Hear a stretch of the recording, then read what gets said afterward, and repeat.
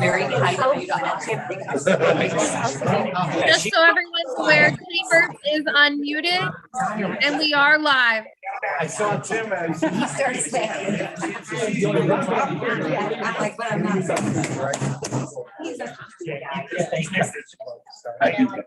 So I think we have everybody, right? I don't know. I have. Tricia's here. Aileen's excused, I do believe. Yep, she is. Heidi's here. None. Chris, Aileen did ask for the link, but I'm not sure if she was gonna get on or not, but. Thank you, Amanda. We just can't have people from the general. Or Amanda or God, whatever the disembodied voice is. Whichever, I'll take either.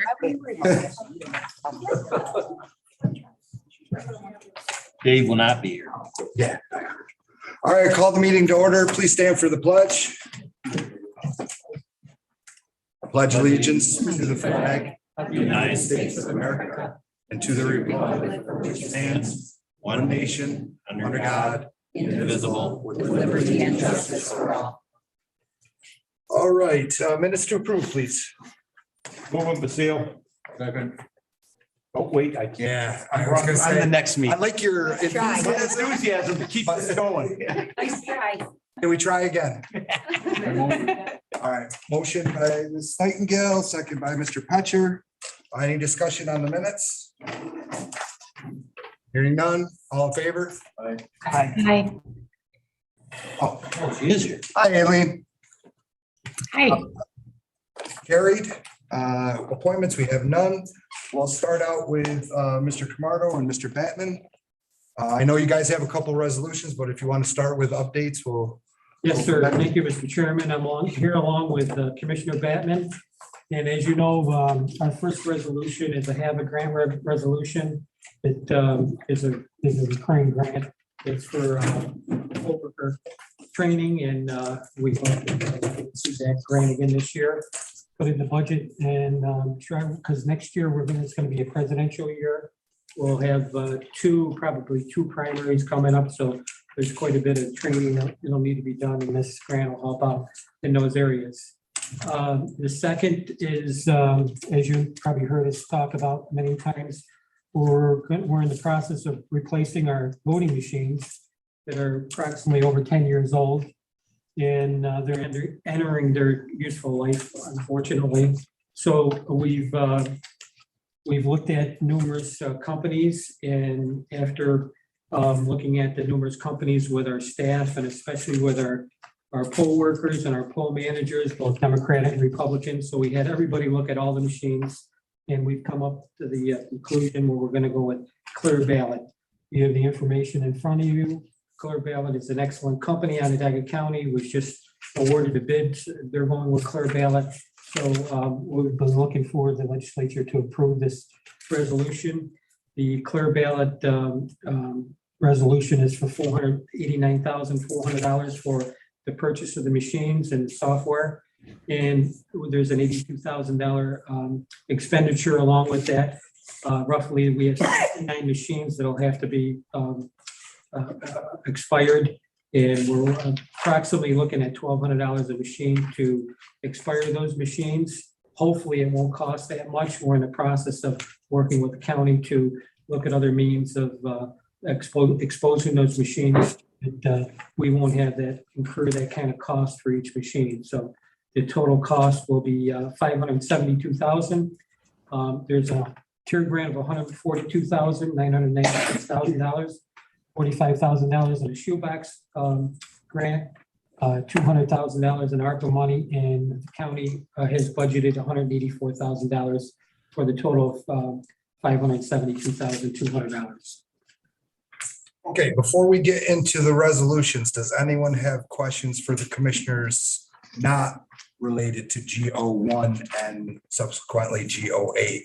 We'll take them one at a time, but questions regarding the Board of Elections or their operations? Fair enough. So at this time, I'll take a motion for discussion regarding GO1. I think it's pretty self-explanatory. So I'll entertain a motion by Ms. Kerr. Can I have a second, please? Second. Okay, second by both. Thank you. Any discussion on GO1? Is this like the calm before the storm or? All right, all in favor? Aye. Aye. Opposed? Carried. Mr. Babbitt? I just want to say, no, it's the calm before the calm. Thank you for the clarification. So GO8, it was added recently. I spoke with both the commissioners regarding this. It's for the transition over from the old machines. It needs to be handled in a fairly timely manner. I have some experience with this. I was with Cheryl and Katie at the tail end of the transition to the now old machines, but they were new machines at the time. I think I concurred with the commissioners that I think it's behooves us to try to get out ahead of the ball and do this in an expeditious manner as possible. So that's why I was added late. It's an effort to get ahead of this. So at this time, I'll entertain a motion for GO8. For discussion. Thank you. Yeah, second. And a second. Thank you. Now discussion. Okay, Trish. I'm just, Oh, sorry. Go ahead, Dodds. okay. I'm gonna vote against it for the simple reason we should have kept the old machines 8 years ago. They work perfectly good. I worked on them myself. I know what the operation is like. They were a simple counting machine, and we should never have gotten into this stuff that we're dealing with now. Air conditioning have to be stored, climate controlled, et cetera, et cetera. This is ridiculous. Thanks for listening. Trish. Yeah, I was just curious, and maybe you provided information, I haven't seen it, but in terms of like maintenance on the machines and upkeep, what does that picture look like? So that the price includes 5 years, all inclusive for maintenance. And there's the contract has a provisional proposed maintenance after that. And there's a guarantee within I don't remember the percentage, but there's a guarantee within that. Number's not guaranteed except for the 6 and 7. But there is a guaranteed escalator of no less than, which is 3 or 4%, something like that. So that's all built into the contract. To address the other question, because it's a good question, why can't we use these machines? They're 10 years old. Well, my car is one of my cars anyway, is a 2010. I don't know how old that makes it, but it's more than 10 years. Not by a lot. One of the differences is there are several differences. One is there is a car analogy. We all know, those of us who drive old cars, that you have an old car and you start putting money into it more and more and more each year because things break. So that's an issue. We put $15,000 this year into these machines. Next year, we can keep them. We have to put 15, 20, 30 back. So that's a fact of material. But the more important fact in terms of transitioning to new machines is the behind the scenes stuff. What this money buys is not just a machine, not just a physical thing, but it buys all the software that is necessary in order to run an election. You think about it, we create all the ballots. We create all of the behind the scenes counting process. All of that has to be done. And there are, as Tom will tell you, with any kind of IT, any kind of programming, any kind of technical stuff, there are advances every year. And those advances allow you to do more with less in terms of producing information and so on. So it's a package. It's more than simply a bunch of machines. It is a bunch of machines, but it's a bunch of machines and the associated software and the other things associated with it. Many people wish we would have stayed with the level machines. That's like, that's like I wish that we would have used my car analogy even further. I wish we would have stayed with stick shifts. You can't get a stick shift now. I think that's a mistake. Okay, good for you, Keith. So these advances are advances that are intended to ensure that elections are secure, they're open, they are accessible, and everyone has an opportunity to vote. And so that's what all of these advances do. If you talk with commissioners who use the old machines, they seemed like a really good thing. And they were. You went in and clicked the thing. Well, they really weren't that secure, frankly. That's what people tell me, that used them, like people in the business. So these are great advances in terms of all the things we want from an election. You know, it's our job, John and my job, to make sure that these elections are fair, you know, available, and accurate. And that's what we're doing, and this will help us do that. So that's what we have. Thank you, Commissioner. I would also add that, and the commissioners can correct me if I'm wrong on this. I do believe it was a mandate back in 2010 or so to switch from the old machines to these. So it was necessary in terms of the state sort of mandated us to do it. Yes, sir. So I'll try not to use too many car analogies, but Just don't mix your metaphors. I just did get rid of a 2011 pickup truck with crank windows. Yeah, I love those. Trying to get parts was an issue. So I guess one of my questions is called clear ballot group, not knowing what you want. Is there an actual paper ballot that gets fed into this? Yes, correct. Okay. Then that pretty much takes care of that. If you took up the money we were going to spend just on the 15,000 you were talking about, you could go 15 more years at $25,000 a year in repairs. Probably. But I'm not saying that I'm going to vote against this when it comes time. I just, as long as there's a paper ballot, some way to back up and recount and stuff, I'm sure that this going with new technology is just something we all have to keep remembering. Things change. So. Further discussion on GO8. Hearing, sorry.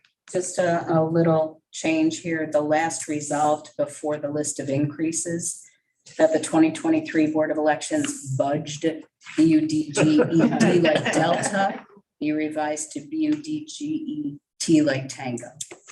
Friendly amendment, right, Counselor? For me, if it works for everybody else. All right, works for me. So, Kind of likes the vote. and we don't need to vote on that. We could just do it as a friendly and correct it. I think so. All right. Thanks, Lydia. You're welcome. Further discussion. Okay, hearing none, all in favor? Aye. All right, let's try it this way. No. Okay, so let's see. Let's do it by hands just so we make sure that we get everybody. Amanda, are you able to see if we go by hands? Yes. All right, so all in favor? Okay, so got it, Amanda? And then opposed? Got it. So 4 against 2. Thank you. Carried. All right, gentlemen, anything further to add? Oh, thank you. No, thank you. Thank you very for your time. All right, Sheila is excused and we wish her a speedy recovery. She's feeling a bit under the weather. Amanda, is there anything that you wanted to add before we get into the resolutions you have 2 resolutions? Yep. No, just employee recognition is next Thursday at 12 p.m. And then the student government day is next month, and the ledge meeting will be at 10 a.m. So it's just a reminder to everyone. And then lunch afterwards at noon at Emerson Park. And then the 2 resolutions, GO 6 and 7, are policy updates. The policies are there, and then the updates were also attached, so you could follow along exactly what was changed in the policy. Thank you, Amanda. Also, I would add that Shireen is here if you have further questions, but as Amanda elucidated or said, the general changing for GO6 is one of the major changes, Shireen, is that it includes all buildings, correct? Yeah, the major changes to the policies were just format and then just referencing that all the policies relate to all county buildings versus just the county office building. And again, the changes were in red, if I remember correctly. They were, that is correct. However, yes, on the computer, you can see red if you print them out. They're not. Right. But yes, you can see all the changes made. All right, so at this time, I'll entertain a motion for GO6. Move it. All right, motion and a second. We'll Eileen, say Eileen did. Aileen McNabb Coleman and Miss Nightingale. Do we have a discussion on GO6? Hearing none, all in favor? Aye. Opposed? Carried. All right, and GO7 is also a policy. Again, the changes were illustrated. So I'll entertain a motion for discussion at this point for GO7. Forward. I have a motion by Mr. Petcher and second by Ms. Nightingale. Discussion on GO7. It looked like there was, in terms of prohibited activities with regard to firearms and bringing firearms into the building, that is hunters a new category that we're adding, or is that covered under the previous policy? I couldn't tell exactly. And I was just curious. It's if my someone could understanding speak to that it's like, unless you're a law enforcement, I don't think this is gun-free building, so Okay. regardless, but Shireen, if you want to expound on that, she's asking about the changes specifically with the gun policy. Something about hunters. I must confess, I missed the hunter thing. Unless I was looking at, it looked like it was. Yeah, because when you're referencing, I'm sorry. Oh, no, go for it. When you're referencing, when we are talking about making the policy relative to all buildings, all county buildings and property, that was in relationship to parks and trails. So Okay. that's where local law is referenced there, number 1 for 2007. That is my recollection. But I can also ask Gary and get back to you on that, because Gary Duckett was the one that reviewed this as well in relationship to that Okay, and suggested that be added. okay, yeah, I'm gonna vote for this, but I would definitely like a clarification. on it. Absolutely. That explanation makes sense, because I Right. don't know that there's. Yeah, all county property, Yep. yes. But I can see how why. it Mr. would- Basile. Yeah, So in reference to the hunting thing, I'm kind of glad this came up. So if there's a county trail out in the north end or the south end that a hunter goes across to get to someplace else, they can no longer use that county trail to get to a hunting property if they're carrying a firearm. Is that what that's? I can't answer that Well, question, but I can. I will need absolutely- to know that for the full wedge, because otherwise I'll be voting no. Okay, that is something I can find out with Gary to confirm that. I mean, we got. And we can look up we can actually get more details on the local laws. Fred, can we do that? Perfect. We can get back to you on that. Please. Fred, do you think maybe you could have it by ways? Next Wednesday's ways. Yeah, I'll make sure it gets done. thank you, because That's gonna cause, that's. that'll cause a lot of havoc up our way, I agree. I just unnecessary. don't want to answer not knowing. Yeah. Mr. Fee. Having said that, I move to table. A second. Fair enough. All right, we have a motion, a second to table. Takes precedence, but go ahead. just one other question I had in there with prohibited was, clothing that was determined to be obscene. I didn't know if there was a definition of that, or how that would be interpreted. Okay, so in the let's policy. page, I'm gonna look at it here. I think it's, You're, page, it was on Page 26, section 13. yeah, number 4. And it looks like that wasn't changed from the last time, so that was part of the last policy, but I was just curious how we interpret that. I'm still not finding it. It's number 4, so section See, 13, no, section 13.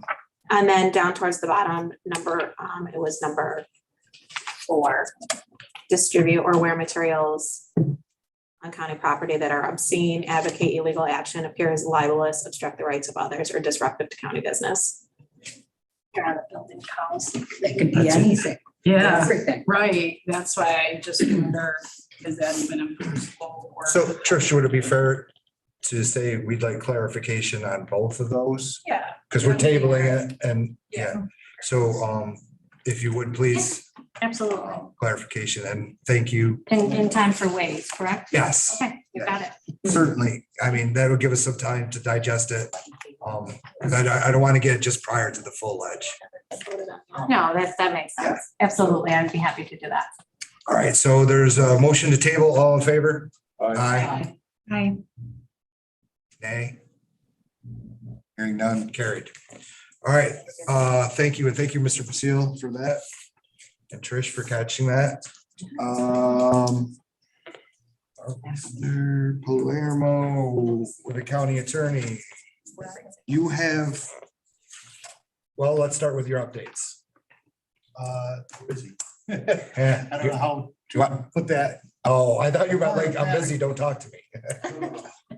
But I do have a resolution. Right, and that's the one, that's these, correct? Correct. All right, so we're gonna hand these out, right? And you said, just like that. Stagger like that. And I did provide one to Ms. Coleman by email. I'm not. Okay, Just now. right.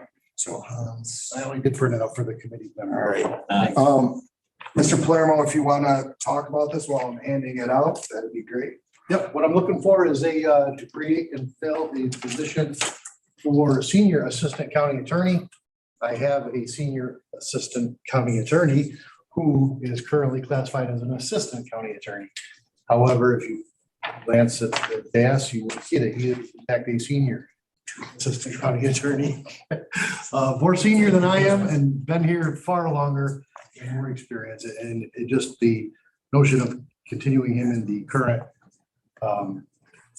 position is a little bit right now with all the social services work we're doing. Mr. Westfall has been incredibly helpful. His experience has been invaluable. When new attorneys do come, hopefully, he is going to be the one that trains them, teaches them, explains to them the basics and the nuances of social services law, from Medicaid to adult protective to child protective to adult protective, child support. It's all over the place, and that does not include anything that's related to general municipal county law. Yeah, that's the request. And I apologize so much for having it at a time factor. All right, so I thought I talked with Mr. Palermo, Mr. Westfall, and I thought it better to have the discussion and get it out for just that, the sake of discussion. So normally I would say I'll have a motion pending discussion, but let's have some discussion about it. What's the committee's thoughts? If I could, I would just like to ask the committee members and the other legislators in the room, if there is any intent to discuss things that ought to be in executive session, that they make a motion to enter executive session. That was number one. And number two is that the authorization to create and fill that was just done today has not been signed by Diane. And that authorization to create and fill does require her approval. Okay, but I don't so see it yet. we'll let's do this for discussion purposes today. And then we'll move forward from there. So is there any discussion, or would you guys like to digest this information for a while? I move for discussion.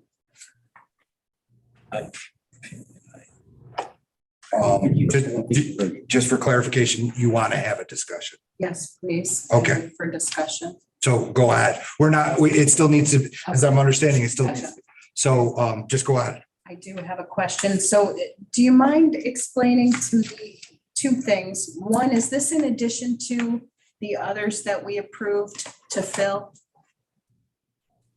I think 2 or 3 months ago, I had asked for new positions, Yes. but then I asked the chairman to pull that resolution. It never was approved by the legislature.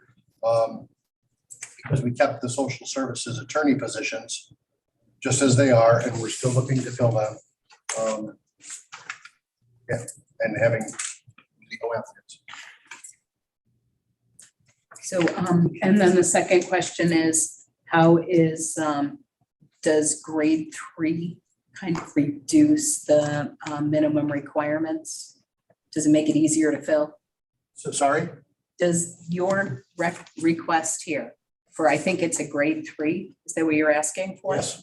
Does that reduce the minimum requirements or somehow make it easier to fill the opportunity? No? So the requirements, actually, the minimum requirements are significantly more than the grade 1 assistant county attorney. However, those requirements are clearly met. Thank you. Yes. I'm not on the committee, but I'm sorry, go ahead, are you? So the significance of Diane not seeing this job specification and signing off. The specification I pulled from the list of civil service approved, in county civil service approved job descriptions. It does say on there that it's waiting for state civil service approval, but we've had it here. But- That part, Okay. just the authorization to create and fill, it hasn't been signed off yet. Okay, in terms of putting the numbers in of what the grade 3 starting is and the ranges and all of that. Correct. I mean, I And the resolution to have all that information. I'm fairly confident it's accurate. It just hasn't been signed off. And I want to point that out. you did potentially a new position duty statement, so she could say, oh, yes, this. I guess my question is to Lydia's point. The DSS attorneys right now are going to be filled in the Department of Social Services. This is a position in your office. And this will be an upgrade of a current position holder. Yes. And there will be no fill behind. No. And this will put, if this gets approved, then you'll have an assistant county attorney and a senior assistant And a chief assistant. and a chief assistant. And so you're the county attorney, you have a chief assistant, and now you're going to have a senior assistant. Yes. And the reason you want to do this is because you want your current staff to be able to fulfill the role of oversight and training of the DSS work? I mean, is that kind of what you're, That's fairly accurate. Yeah, I think you put it very nicely. You said an upgrade to the position. That's exactly the intent. because the current grade of the position you're going to upgrade is what?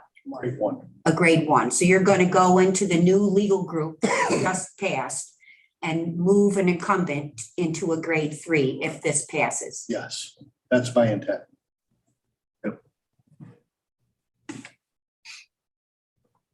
Trish.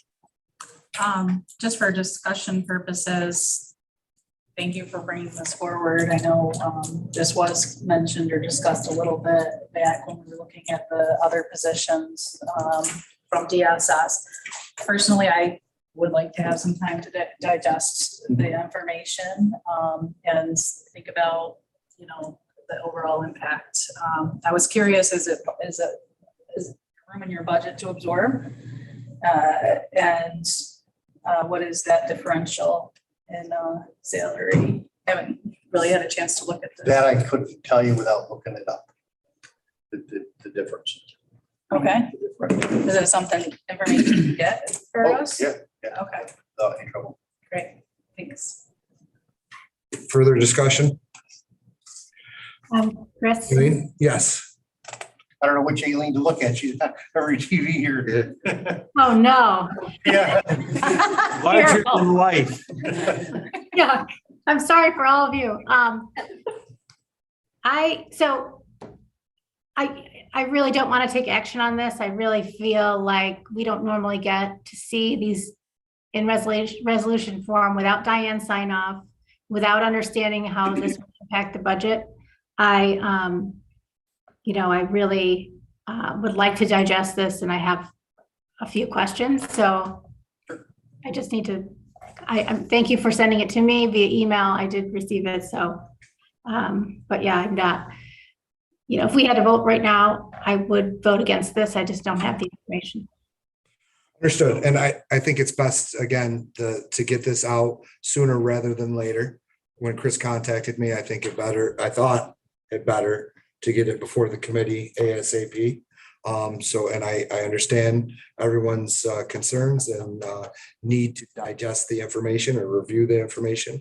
So I think we'll take the time to further investigate this. Chris will get the information. I got you. And you can get that information, the questions that, and get it out to everybody Yes. as soon as you can. Yep. So that'll provide them with the information, and we'll move forward subsequent to that. The only questions that I'm sure I heard was, I'm sorry, Trish, you asked about the budget and the differential between current and proposed. Yeah. Right. I think, yeah, now that is the only one, isn't it? I think. Now that I think questions, about it. Yep, so far. And Chris, Yes. Yes. I would like to see some sort of long-term staffing history. Okay. I'd like to know, what was the structure 10 years ago to now? How has it changed? Okay. Yes, ma'am. Thank you. The way I understood it is you presented it as you want us to take a look at it first rather than present it as a resolution, correct? Well, I would like to see the full board act on it this month. But I did not think it appropriate to circumvent my own oversight committee. So here you go. Thank you. All right. So is there any further questions, discussion? Heidi? First, with the information being asked to provide for us, could you, and maybe this has already kind of been asked and I didn't get it, provide a flow chart of the current positions of county attorneys and attorneys, including whether or not this position is going to be abolished or filled? The assistant, not the assistant, not the senior, but the current assistant. Oh, yeah, so fill behind? Correct. Yeah, there won't be any, but I'll address that. Yeah. All right. Anything further for the county attorneys? All right. Anything further, Fred or Chris, you guys wanted to add before we move on? No, I'm good. Chris has already moved on. Thanks, guys. Senior. Next, we have Sue Dwyer, our county clerk.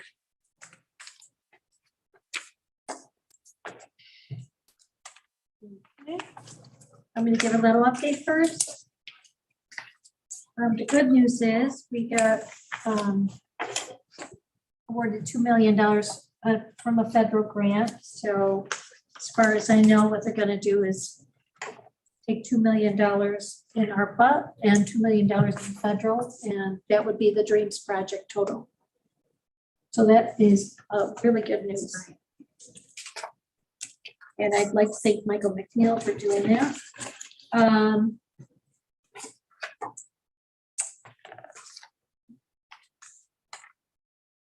We've been trying to survive the summer. It's our busiest time in the historian's office with just 2 people because our typist retired the end of June. So they did a pretty good job holding on to things. They did a lot of research for people. It's a really busy time still, but it's slowing down a little bit. So thank God. We're still making a lot of money on online records. We are seeing a little slowdown with mortgages and land documents. has not slowed down with court documents. You probably think that's mortgage rates, I imagine. A lot of survey maps and other things going on, notaries and doing a lot of notaries, let me put it that way. So that's about it. Oh, the New York State Office of General Services, they contact me once in a while. They want each county to do an ornament for the Capitol tree in Albany. And so I contacted one of my friends, Sandy Shutter, and she has agreed to do it this year. We've chosen other people, but she is going to do a design, and you'll hear more about that. But I'm glad she decided to do that. So September 20th, she'll have it done. We'll take a picture and we'll have, announce it and everything. So that'll be great. I'm looking forward to that. So I think that's about it. Okay, questions? I know Mark has one before we get into the resolutions, and then we'll get to Lydia. Sue, the grant that we received, is that dependent on the passing of the federal budget? Geez, I don't know. You won't get it until that passes if it's dependent on that. I mean, as far as I know, they didn't say that in there. I did read every single little thing, but it said you have won the award of $2 million. So I'm not quite sure. I've never gotten $2 million from the federal government before. Anybody help me here? On Lifeline? Well, I think we heard that last night, didn't we? That was with We just heard that last night, right? Riley's. Riley's, yes, Right, Riley's. That was Funny, different. it's different, but I'm still assuming that it's a federal budget, it's a federal grant, correct? I know Lynn Marinelli, is she on there? Yes. Lynn, do you know? Lynn's my lifeline on this one. You want to phone a friend? She's my friend tonight. I'm phoning a friend.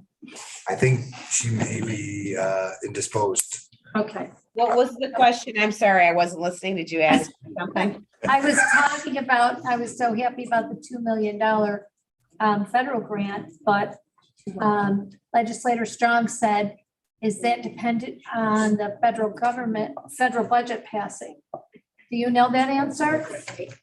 Yes, this was last year's federal budget, so it was an earmark from a while ago, and now Mike has actually gotten our grant application for the National Archives, so there's no question of this money. We're definitely getting it. Thank you, Great, Lynn. thank you. Good friend. Thank you, Lynn. So Lynn, this is where the $2 million gets returned to the lost revenue ARPA line, right? That was my question, and I Yes, that's what this resolution is doing, is we're kind of substituting the funding for the capital project. So we're gonna use the grant, $2 million of a grant instead of $2 million of ARPA. Yep. So my question was, does that mean we get our $2 million in ARPA funds back? Yeah. It's like an echo. Well, actually, I had my hand. Yeah, you did. It's good news. It's very good Yes. news. Very good news for our county. All right, further questions for Sue before we get into the resolution? Trish. The ornament, that is so great. I love it. And it sounds like this is something that we participated in before. Yes, we have. I think the last time we participated, I believe Jessica Armstrong, who is the research aide, I think she made the ornament. Oh, wow. So it's all different stuff. It's supposed to reflect something from your county. And so It's gotta be something. Sandy Shutter is an artist and from Sterling. So it's just No. funny. Well, it's gotta be something I was thinking agricultural. manure. No, it's been different. It's been different before. So I mean, Glass bulb with. they asked us, I don't think they asked us, stopped for a while now, they asked again, and the first thing because it's kind of a short window that I've got to get this done, and so I pulled Cindy was willing to do it in that time frame, and I know she does an awesome job, and so I think it's going to be good. It's not, I don't think it's going to be agricultural this year. That's all I'm saying. It's going to be beautiful, so Sure. it'll be relevant to the county. Can't wait to see it. I know. Yeah, me too. Okay, further questions not related to the resolutions? All right, hearing none, let's see, GO2, correct?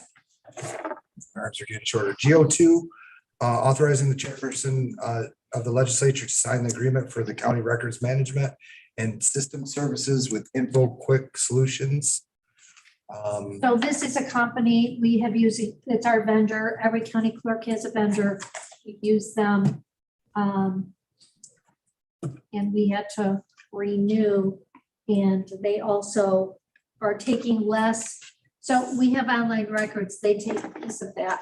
And then we get the other piece. Now we're gonna get a piece because that's renewing and then Tom actually, to his budget. And we hope to get Tom to offset that, some of our online. So this year already, we're made $35,000 on online records. And that'll be more next year because we raised the percentage.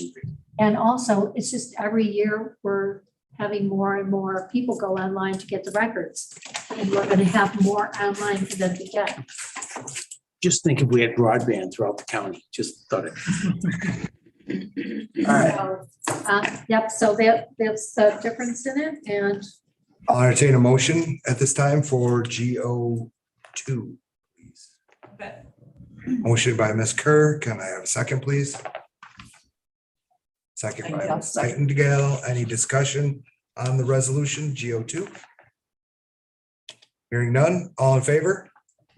Aye, I really Opposed? appreciate that. carried. Okay, I just want to say, especially this year, because, I won't be there next year, and I want to make sure everything is all set for whoever's going to be there. And that makes me feel much better that that's going to be in place. okay, so, GO3, authorization to change the salary of a part-time research aide in the county historian's office. Move it. Motion by Mr. Patcher. Can I have a second, please? Second. Second by Ms. Kerr. Discussion? I don't know if any of you know Jessica, but she's a really excellent researcher, and she is one of the lowest paid in the county. And so this is well served. She's been there 15 years. Okay, all in favor? Aye.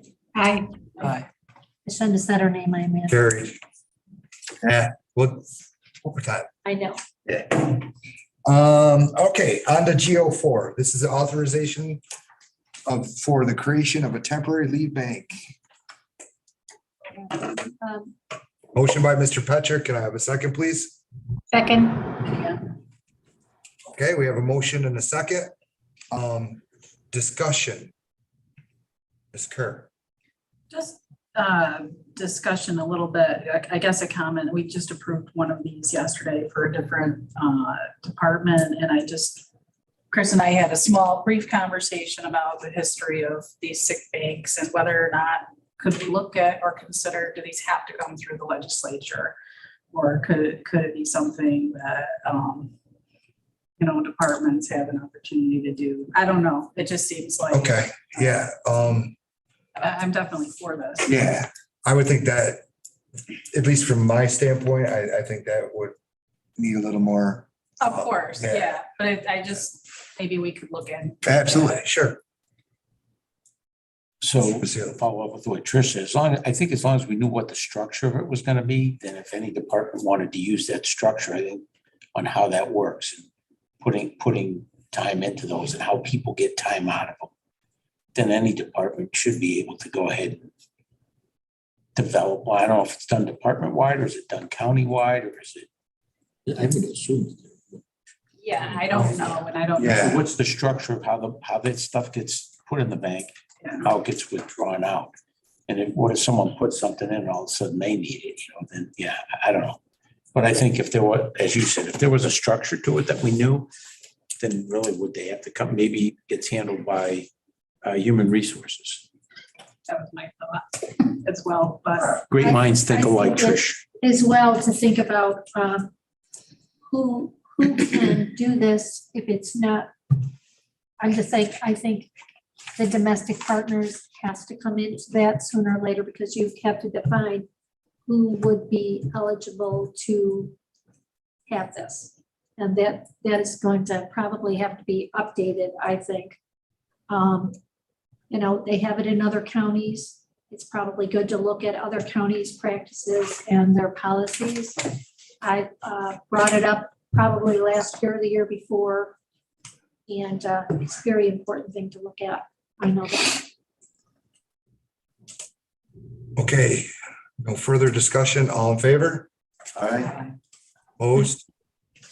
Carried. Thank you. Anything further, Sue? No. Thank you very much. All right, I believe Mr. Bund is next with IT. Yes, thank you. So good evening. You have my report. Just one quick update on my report, and that is our networking project. So the project we've been working on, it's going on a little over a year now. We've completely wrapped up phase one of the project, which is basically the renovation of all the network infrastructure at this county office building and some of the ancillary buildings. So now we're ready to move on to phase two of the project, which involves the public safety building. And that's a full refresh. I plan on bringing a resolution forward next month to authorize a project to be started over there. But I wanted to give you kind of a high level overview of what that looks like. And then next month I'll have a more a bigger presentation to kind of go over the ins and outs of the project. But basically it includes a full network hardware installation and configuration refresh, as well as a network cabling rewire and cleanup, and a full data center refresh over there. So long story short, about over the last 20 to 25 years, there's been a lot of different cabling vendors and some of our own staff that have been into the building running cables. A lot of that infrastructure is now old and it's causing some problems. So when we start to have issues with systems or network failures, it's very hard to trace out. And I'll show you next month with my presentation. I'll show you a visual representation of what I'm talking about, but it becomes very hard to troubleshoot a lot of these different issues. Also, the technology behind the cabling is now old, and it's time to look at a complete refresh. So I plan to bring that forward next month, but I'd be happy to answer any questions as far as the project goes. But basically, it'll provide more stability, a more secure network overall, and future-proof the building.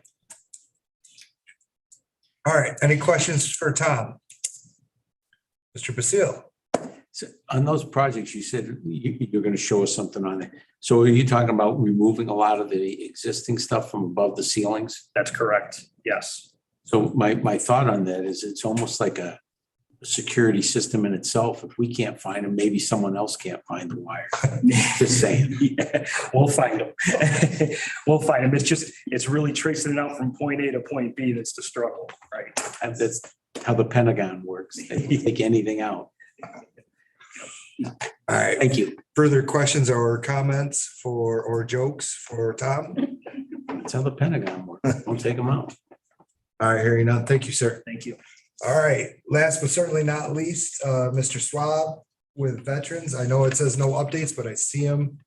Well, I see his name anyway. If there's something he wanted to add, he could. But in the absence of him materializing on the screen, we can direct, yes, Lydia. Maybe Kevin Swab didn't hear us, Yeah, or maybe he's busy. They started the activities with the wall, yeah. with training that commenced at 6 o'clock. Started at 6 o'clock. So great things happening in our town. Absolutely. All right, so we have one more resolution. Maybe he'll pop on. The GO5 is the approval of the collective bargaining agreement for the community college. At this time, I'll entertain a motion for discussion. Over. Motion by Mr. Petcher. Can I have a second, please? Second by Ms. Kerr. Discussion.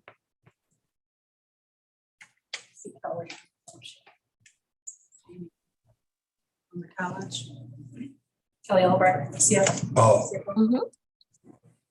Anything to add, Ms.? I don't. We're very excited. This was negotiated in 45 minutes time, so we're very happy. And this was budgeted, so this budget will absorb the initial increase. Thank you. Further discussion, questions, concerns? Hearing none, all in favor of GO5? Aye. Opposed? Carried. Thank you very much. Thank you. So Can you hear me? yes, go ahead. All right. Well, I was hoping to video in, but my technology here is failing me to zoom in. But at least you can hear me. So I'm out at Casey Park, and the Wall That Heals volunteer training is going on. And from my estimate, we have at least 100 volunteers that are here going through the training tonight. That's not everyone who is going to be helping out over the next 3.5 days. Excellent. And if you follow our Facebook page, we did the setup of the wall this morning. It's open 24/7, so you can stop out here at any time and walk through and see it. It's on Field 1. You come into Casey Park, come up the hill. That's where the tractor trailer is. And it's been just a great time. The volunteers who were here this morning and into the afternoon for the setup did an awesome job. We were ahead of schedule, and it's been really a great event to bring this part of the community together. And I can't say enough for those who have volunteered and those who have put it together, especially the Vietnam veterans. If you know Nick Valenti, his organization is the lead for this. We are a supporting role with Dwyer funds to support. And I have been in contact with so many veterans because of this event that it is well worth everything that we're putting into it. Highly encourage everyone to come out to Casey Park to see it. The only kind of unfortunate, we've reached out to schools, and Casey Park is sending some 6th graders over tomorrow. I believe it was Union Springs is sending some juniors. Actually, a homeschool group from Oswego is coming down. So anything we can do to encourage our young people and maybe the schools to, at least publicize the event. We have around 1,500 Vietnam era veterans in our county. It's our largest veteran population. And so this is really for them, and none of us are getting any younger. So this is a great thing that we're doing. Please stop in and encourage others to do so. Opening ceremony is 8:30 tomorrow morning. And it runs until the closing ceremony at 1:30 on Sunday. It's 24/7. So pending any questions, sorry, I couldn't do the video. No worries. Lydia. I don't have a question, Kevin. I'd like to make a comment that you did an amazing job coordinating this. Heather was talking about it at Canal Days in Port Byron. I think that it's been very well advertised, but your coordinating efforts for volunteers was incredible. I can't even imagine being involved to that extent. Thank you. Fortunately, I use technology in this program called Sign Up Genius. It sure is.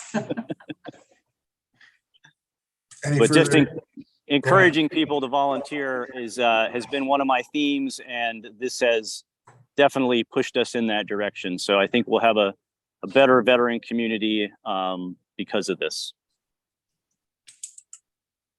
Any further comments, questions, concerns for Mr. Schwab? None. Kevin, do you have anything to add, sir? Nope. Well, I guess I can talk about some general other things. We did hire a new driver. Thanks you for the resolution last month. And we've hired 2 other VSOs, one that is covering down on southern Cayuga County. And I actually have a VSO that they gave him a small room in the VA clinic there on Genesee Street. So as veterans come in, he can interact with them. And we've had a lot of veterans learn information they didn't know before. So, we're definitely doing a lot of outreach in our community. Okay. Thank you, sir. Oh, all right. Thank you. I'm sorry, Kevin. I just want to say to the group here that I was out to the memorial this morning after I left one of my other meetings, and it's very awesome. Kevin did a great job. There was tons of people out there, very well attended, and I'm looking forward to the opening ceremonies tomorrow morning myself. Time is that now? 8:30, and there'll be a flyover. It's going to be awesome. And then closing ceremony 1:30 on Sunday. Yes. Okay, so if there's nothing else, I will entertain a motion. Move it. Second. Second. All right, all in favor? All right. Aye. Pleasure doing business with you all. We have a quorum here, but 5 minutes, 6:30 to start planning, please.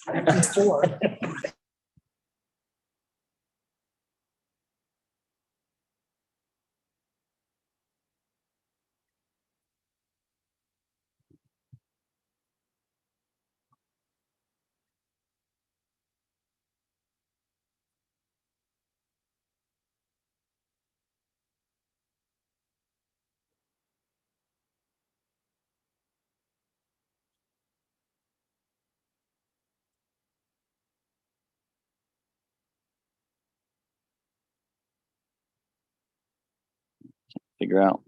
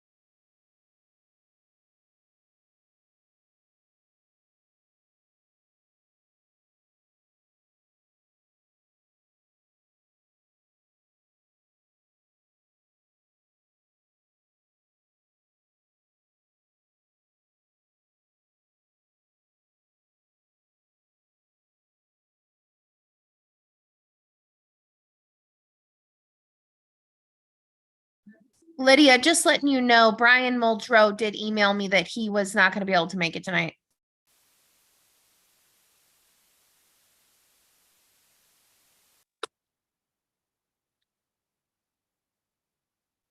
It's gonna be too much coming back. I'm fine. Yeah. So can anybody hear me in there?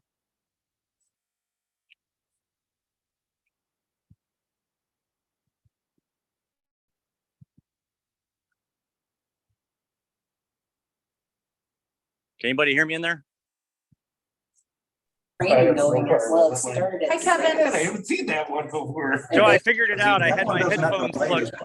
Yeah. I had my headphones plugged in, so my phone thought I was driving, so it wouldn't let me video. Don't you love it when AI tells you what the hell to do? You want to see the wall? There it is, right there. Surprised that some of the resolutions coming through were done by AI.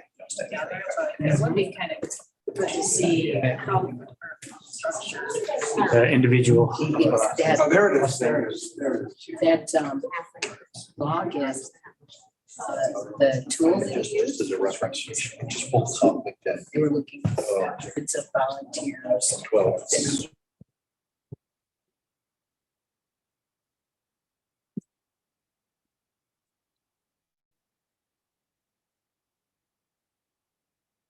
All right, so I think that everybody gets a picture then of what we're doing here.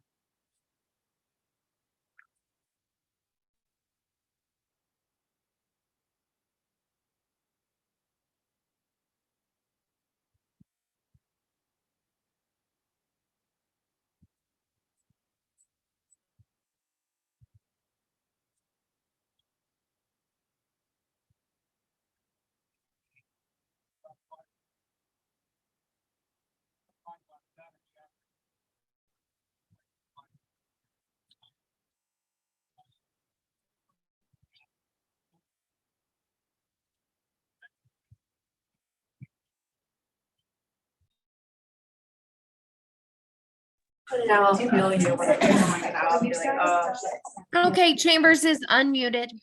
Thank you. In the wrong business, wrong end of, yeah. Is, it might be at the beginning. Not. Christina's not here yet. Trish is here. She's here. Mark. I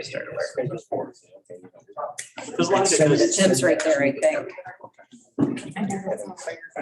We still have a minute. 6:30 here. Unseated. I don't know. We started out. We're just Thumbs up. missing Christina. And she might have taken a bite. These days are long. I don't know what's coming up. I have it going. No contract ought to be. Okay, we'll give it one more minute. Have to see what happens. Is honorable. I can't bring it Oh, up. there he is. I can't bring it up. We'll give it one more minute. before we start. How are you? I'm on the committee, but Haven't seen you around. Everything's going well? Yeah, it's good. Thank you, everybody. Yeah. Construction seasons keep going longer and longer. It seems like a little wet, a little sloppy. we did it. So big. I'm just playing, it's up. All right, we have a quorum. If I could ask that everybody stand for the pledge. I pledge allegiance to the flag of the United States of America and to the republic for which it stands, one nation, under God, indivisible, with liberty and justice for all. Move them. I am not the Honorable Robert Shea. However, he has asked that I step in tonight in his place. He is at a conference. Thank you all for being here. Can I have a motion for the minutes to approve? I'll move it. Second. And all in favor? Aye. Opposed? All right, so moved. There are no appointments. I have asked permission from Mr. Lynch if I could budge somebody at the beginning of the line. Karen Cool, if I could ask you if you wouldn't mind, and Shireen. What I'd like to talk about are the two resolutions that have been provided to planning. EL1, designating the Cayuga County Convention and Visitors Bureau as the Cayuga County Tourism Promotion Agency for New York State grant funding for the 2024 state program year and designating the program project director. Is there anything that you would like to talk about with that? Nope, it is a very routine resolution. It is done every year in order. If I may, point of order, we need to probably get it a first and second and fourth. All right, do I have a motion? Move it. I'll second. And can we ask for discussion now, or do we want to vote? No, yes. All right, discussion. I was just gonna say it's a very routine resolution. It's done every year in order to designate our office to be able to apply for the matching funds program that I Love New York runs. Thank you. Now can we vote on the resolution? Someone to move that? No, we already moved. So do we have, I have a question. So so we're designating this group to be, so not a person, but this group. Both. So they, We're designating the Cayuga County Tourism Office to be the tourism organization. And myself, Karen Coles, Executive Director of the office, to be the individual to run the program. oh, okay. any other questions? All in favor? Aye. Opposed? So passed. All right, PL2 is authorizing the renewal of a 3-year agreement with CGI Digital to update videos produced originally in 2019 for Cayuga County. I don't know if anyone has had the opportunity to view this online. So I would like to ask for a motion. Someone like to move this? I'll move it. Second, Second. thank you. Discussion? Hi. Adam, Yes. I guess I didn't see the details of the resolution. What's the cost of this? There isn't any. So there's a. That's even better. There's a program that CGI Digital does for counties statewide in order to give a helping hand to develop some video content for the county. This is not a Cayuga County tourism project, but I was asked to step in and help support as our office has so much experience with video and photo development. There's an asset that will belong to the county, and it will be on the county website and any other way that the county decides to use it. It is very valuable. The videos are up there right now, are very well designed and provide good information, but the last time it was done, it was 2019. So they are up for renewal.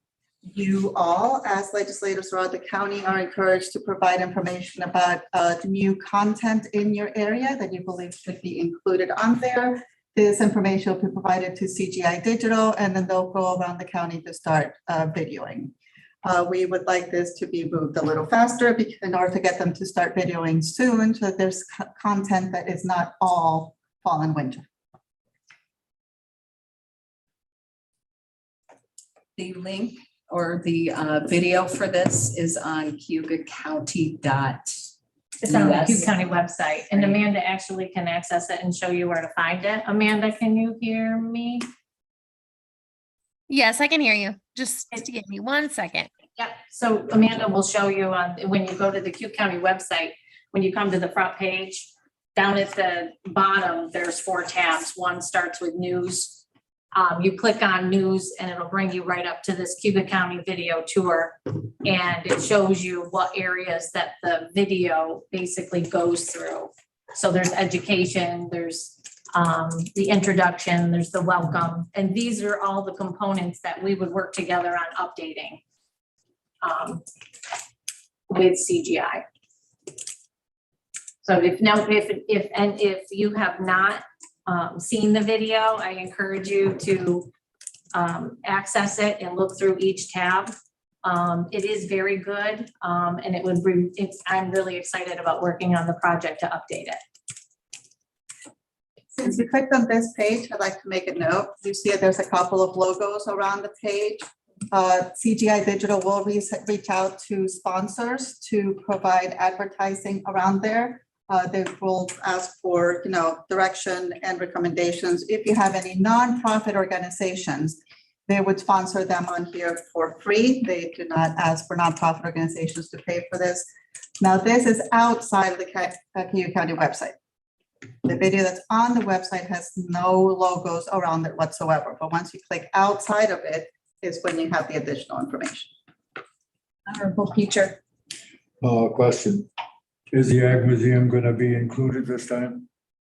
I don't recall all these, so I cannot say if they are on there, but yes, absolutely. There would definitely be an asset that would be listed in video. Yes. When are we looking for having the digital photography occur? I know we want to start as quickly as possible. What is the end date? They have not discussed an end date yet, but most likely it'd be starting now through the end of the year. I believe they said it would be Like 6 to 7 weeks for the first part. Yes. And then 6 to 7 weeks for the following, for the editing of the video. And we will definitely keep you updated through the whole process. And what you're saying is we can talk to our constituents, business owners, farmers, and say, would you be interested in being captured in video? Absolutely. That would be one of the first steps they want, is a list of places that you believe should be on there. For example, one of the assets that should be mentioned is Sterling Nature Center, because of all the new advancements and the new developments they've had up there. That was not there at all last year, because in 2019, there wasn't anything on there. The Ag Museum, if it's not on there, should definitely be incorporated. And any other assets. That's why this is being brought to you guys, because you know your own areas better than anybody, because this encompasses everything. There's education, there is like a real estate kind of thing, why to come and live here. We've had communications with CETA as well, because they know some of the assets that should be highlighted in order to encourage businesses to move to the area. So the more, we hear from you guys, the better content they'll be able to develop. Excellent, thank you. Any other questions? Yes, Tricia. In terms of marketing purposes and use of these videos, how are they being used, and how are, you mentioned CETA, is CETA actively promoting any of these, or how does, what does that picture look like? Once we To the best of my knowledge right now, this edition of videos in 2019, they do exist on the Cayuga County website. I can't speak of county marketing or CETA marketing, whether they've been promoted elsewhere, but that is part of the conversations we've had with Tom in order to ensure that they are incorporated in the updated website that's being worked on, as well as CETA and any other agency that wants to use it. That is the intent behind CGI doing this, to help the counties promote and position themselves better. Any other questions? All right, all in favor? Aye. Opposed? Passed. All right, anything else? Thank you. Thank you very much. All right. Thank you, Ms. I'm sorry. Since I'm already at the podium, would you like me to go through the rest of the Absolutely, report? yes, thank you. So I apologize, I did not submit the report on time. I had a little incident in my life and everything was thrown out of whack, so please accept my apologies on that. I did send it this morning. They said that they distributed to everybody via email, so I hope you received that. I wanted to highlight a couple of things. The International Underground Railroad Month that we're in right now, there will be a media event being hosted at the Equal Rights Heritage Center, September 23rd at 10 o'clock in the morning. We invite all of you to be present. It is a media event open to the public-ish. It's not advertised to the public to come, but of course the doors are not closed. Everybody is welcome to be there. There will be three main announcements being done, one by the National Park Service and the Harriet Tubman National Park Service. Their location on Parker Street, just an update as how far things are going. They're going to have a chronological presentation on how the restoration's been going. The Underground Railroad Consortium of New York State is going to have a presentation on the development of the Harriet Tubman Underground Scenic Byway that we are part of, and we've been part of the conversation developing that. It is just getting started. Part of that is being done with funds, federal funds, that where they received the grant on that.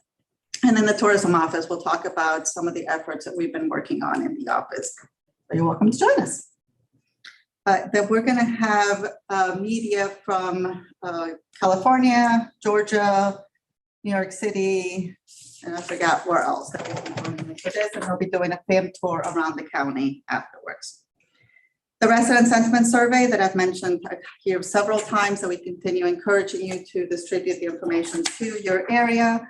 We have had a pretty good reply from the Auburn area. In order to try to get more residents in the rest of the county, we distributed the magazine, the Cayuga magazine that I presented to the legislature previously, through what they call, mass distribution through the post office. Everybody in the zip code is getting them. So we selected zip codes outside of Auburn to try to get more answers from those. And it covers Springs, Aurora, Cayuga, Moravia, Sempronia, Sweetsport, Montezuma, Sterling, Fairhaven, and Fort Byron. We have been receiving lovely phone calls from the residents of the county saying, we're so proud. I've received a couple of phone calls that I'm like, I'm a lifelong resident of Cayuga County and I've learned so much. So we're happy that our intended direction has gone well with that. And it really has helped so far with our replies. We have 7. My personal goal is to get at least a 200. Please help me. The lodging feasibility study. I've mentioned this previously at the legislature, and I promise I'd get it to you as soon as it was done. I've learned how to work one-handed in my life. You did great. Good job. So this came in finalized this morning. So please stop by, pick one up. I got enough, I think, printed for the legislature if you need more. So there should be 15 copies in here for you. Thank you. The results are the same that we presented earlier. There were just some cleaning up and finalizing that was done in the report. Also distributed via digital. hopefully not print anymore, so I highly encourage you to request a digital copy, please. The tourism office, as I mentioned, has several pillars that we stand on. One of the pillars is responsible travel. And that is responsibility that goes on the tourist more than the the businesses, but it goes two-sided. So we are continuing down this path. I got certified from the Global Sustainable Tourism Council in order to start implementing some of their parameters throughout the county. So I'll have more updates on you for that later. And then ending the report just this morning, the Oxford Economic Report was officially released. So I put a couple of parameters on you since I didn't submit my report on time. I was able to include it. So we have at the very top is a generalized statement by the state that says that the travel sector is an integral part of New York economy. Visitors generate significant economic benefits to households, businesses, and governments alike, and represent the critical driver of the state's future. In 2022, tourism-supported jobs accounted for 7.2% of all jobs in the state. By monitoring the visitor economy, policymakers can inform decisions regarding the funding and prioritization of the sector's development. They can also carefully monitor its successes and future needs. It's particularly true for New York State as it builds upon its visitor economy. One of the charts I put on there for you is the progression from 2019 to 2022. We had to start with 2019 because we know 2020 and 21 are kind of anomalies, but you see the extreme growth in Cayuga County. We've had, I think it was like 123% growth from 2019. So it is significant and we're very proud of it. Were it not for tourism generated state and local taxes, the average household in Cayuga County would have to pay an additional $571 to maintain the same level of government revenue. I find that a very important statistic, especially for you and your constituents, for you to pass along the importance of tourism in the region. The second graph I put on there was specifically how the numbers break down for the various sectors of tourism. That's recreation, transport, retail, second homes, food and beverage, and lodging. And of course, our biggest economic generator there is lodging, second of food and beverage. Questions? Yes, sir. In the report, if I go into it, last time you provided some information on this, you had some information for the District 1 about there was 5 factors in there that made up that District 1 provided 27% of the tourism for the county. I still have the chart in my truck, but is that in there and will I be able to find that again or? Not in this report, no. That comes from a different data source that we have, so I can pull some new reports out there. Okay, that would be important to know. Are you talking about breakdown by district or by area of our county? I don't know if it was specifically district, but there was 5 things that came out of District 1. It happened to be. And they were prioritized. Like one was Cayuga Winery. One was called Main Street Village. One was called Sterling Nature Center. I forget what the other 2. Yeah, what we have is there was a nice pie chart with it. So this is, you know. Yeah. What we have is geozones around the county. We work with this agency called Sardico. They're a research-based agency that tracks cell phones around. So then we have geozones over specific pockets. And I believe the report I gave you with some of the pockets in Fairhaven and Sterling and some of the numbers of the visitors that had been in those areas. I'd have to go back and see how I parsed that in order to give you the report It's very specifically interesting. for those. I shared it with a lot of people in the district and they were asking me how we did, you know, if that was going to be another report. So this was a perfect opportunity. Sure thing. I'll look into that for you. Anyone else? Thank you very much. Nice job. Thank you. Thank you. All right, Mr. Steve, thank you for letting us fudge. Good evening, everybody. I don't have any resolutions for tonight. You have my report. The only update I would add is that the position for entry-level planner that you authorized filling in July, I've had an individual that has accepted the position that's got experience, and they'll be starting with our office on October 2nd. They're originally from up here in the Northeast. They've been down in, this person and their spouse have been down in Athens, Georgia, getting PhDs, and I believe his spouse is joining SUNY ESF in the chemistry department. So they're relocating to Syracuse, and we grabbed the husband. And we're looking forward to that person starting. If anybody has any questions on anything on my report, I'd happy to answer them. Did you convince him to move to Cayuga County? Well, maybe when he sees the prices of houses in Onondaga County. Lydia, I have a couple. Oh, sorry, yes, please. Start with Steve, on your report, number 9, the implementation of EPA 9 element plan for Wasco Lake. Yeah. It says here that the 9E element plan coordinating committee has been established under the Wasco Lake Watershed Management Council. Monthly coordinating meetings are currently scheduled for the 4th Thursday of every month. Do we get a report or the minutes from that meeting? Meetings? I think we've been doing them. They kind of put them together right before the meeting and kind of go over them at the meeting, Doug. Yeah. Yeah, it's pretty generic, not just discussion about how to implement, really. Yeah, I mean, lately we've been talking about all the grants that have been out there and who's doing what grants and coordinating the grants together. So we don't have any meeting minutes of the meeting.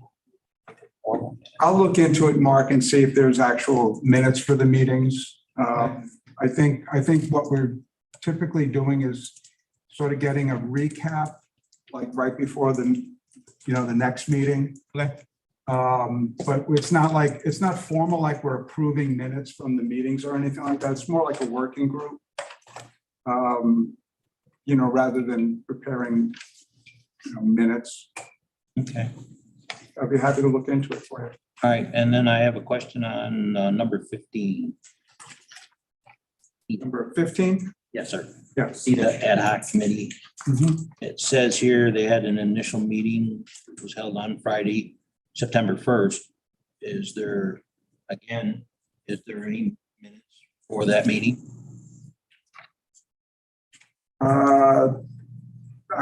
Again, it's an ad hoc working group. I don't know that anybody took minutes at those meetings. I mean, people were all taking notes at the meeting. We did have another follow-up meeting last Friday at CETA, and we have one tomorrow morning at 7:30. Well, I guess my question is that I've been a legislator for almost 3 years now. We've had gone through 2 presidents of the CETA board, and they've both been fired. We fund CETA with $375,000 in the last budget. I don't know what's going to happen this year's budget, but I would like to know what's going on. As a legislator, there's a lot of money out there.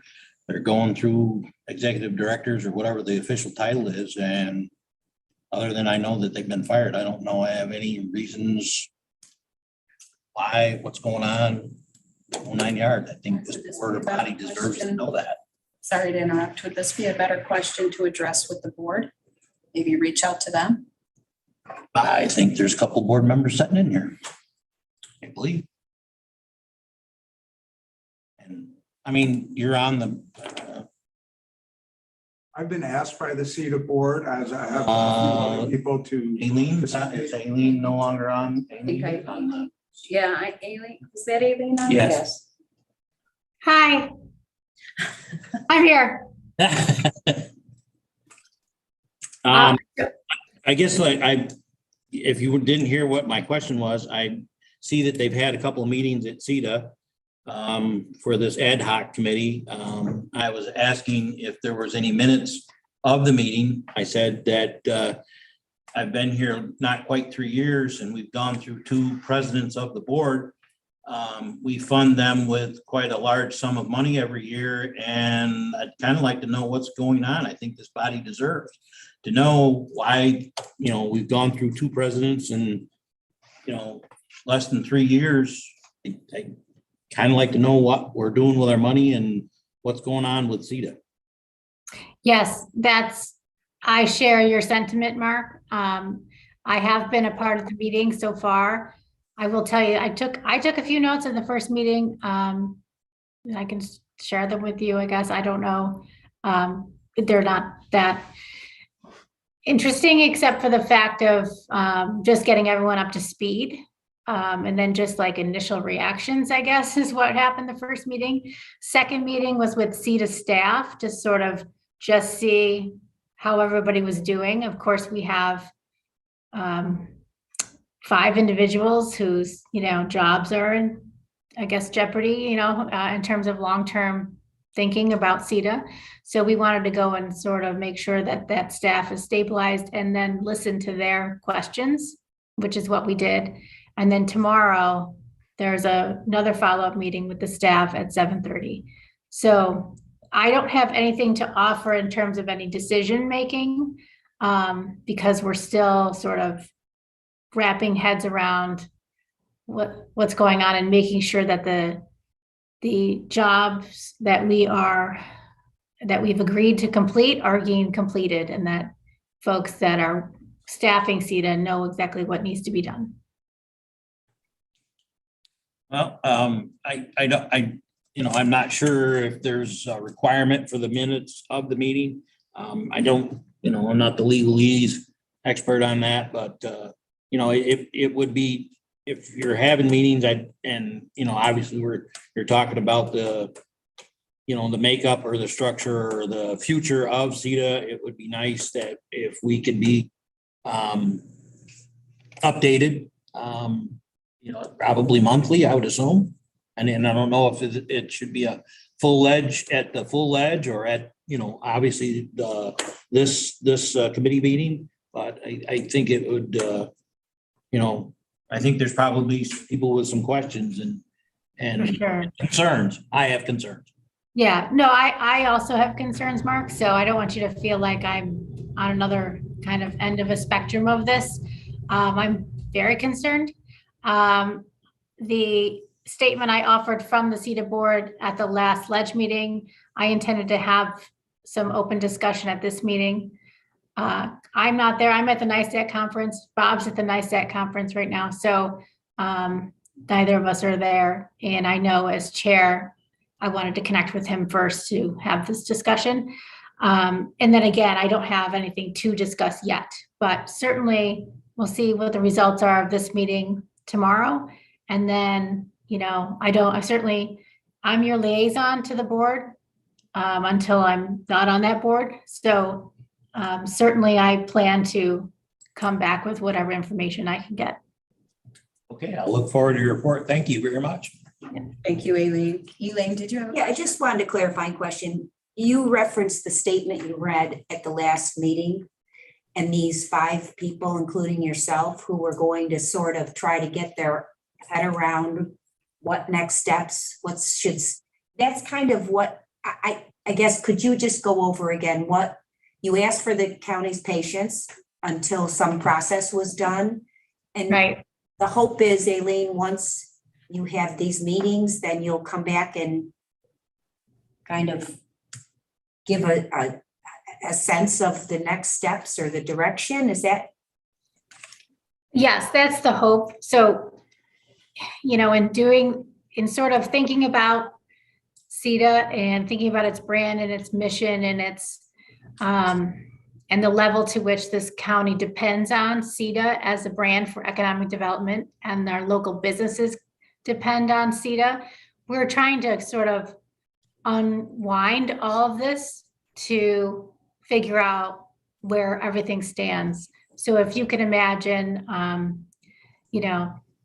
I guess, stabilizing the employees and being, and helping them sort of prioritize their work is really important, because there are businesses that count on CETA, both existing and businesses that are planning to come, businesses that are in the middle of expansions, really important things. And of course, our IDAs are sort of mixed up into this also, the Auburn IDA and the Cayuga County IDA. So we're just trying to make sure that things are going smoothly while we go through this transition. And then you're right, Elaine, we're just trying to figure out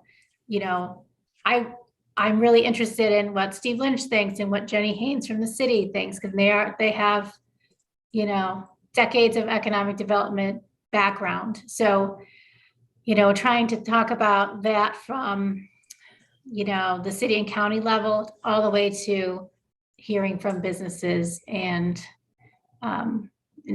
trying to come to some sort of point where we can say, okay, what needs to be done for CETA to make it continue? Or how would this look?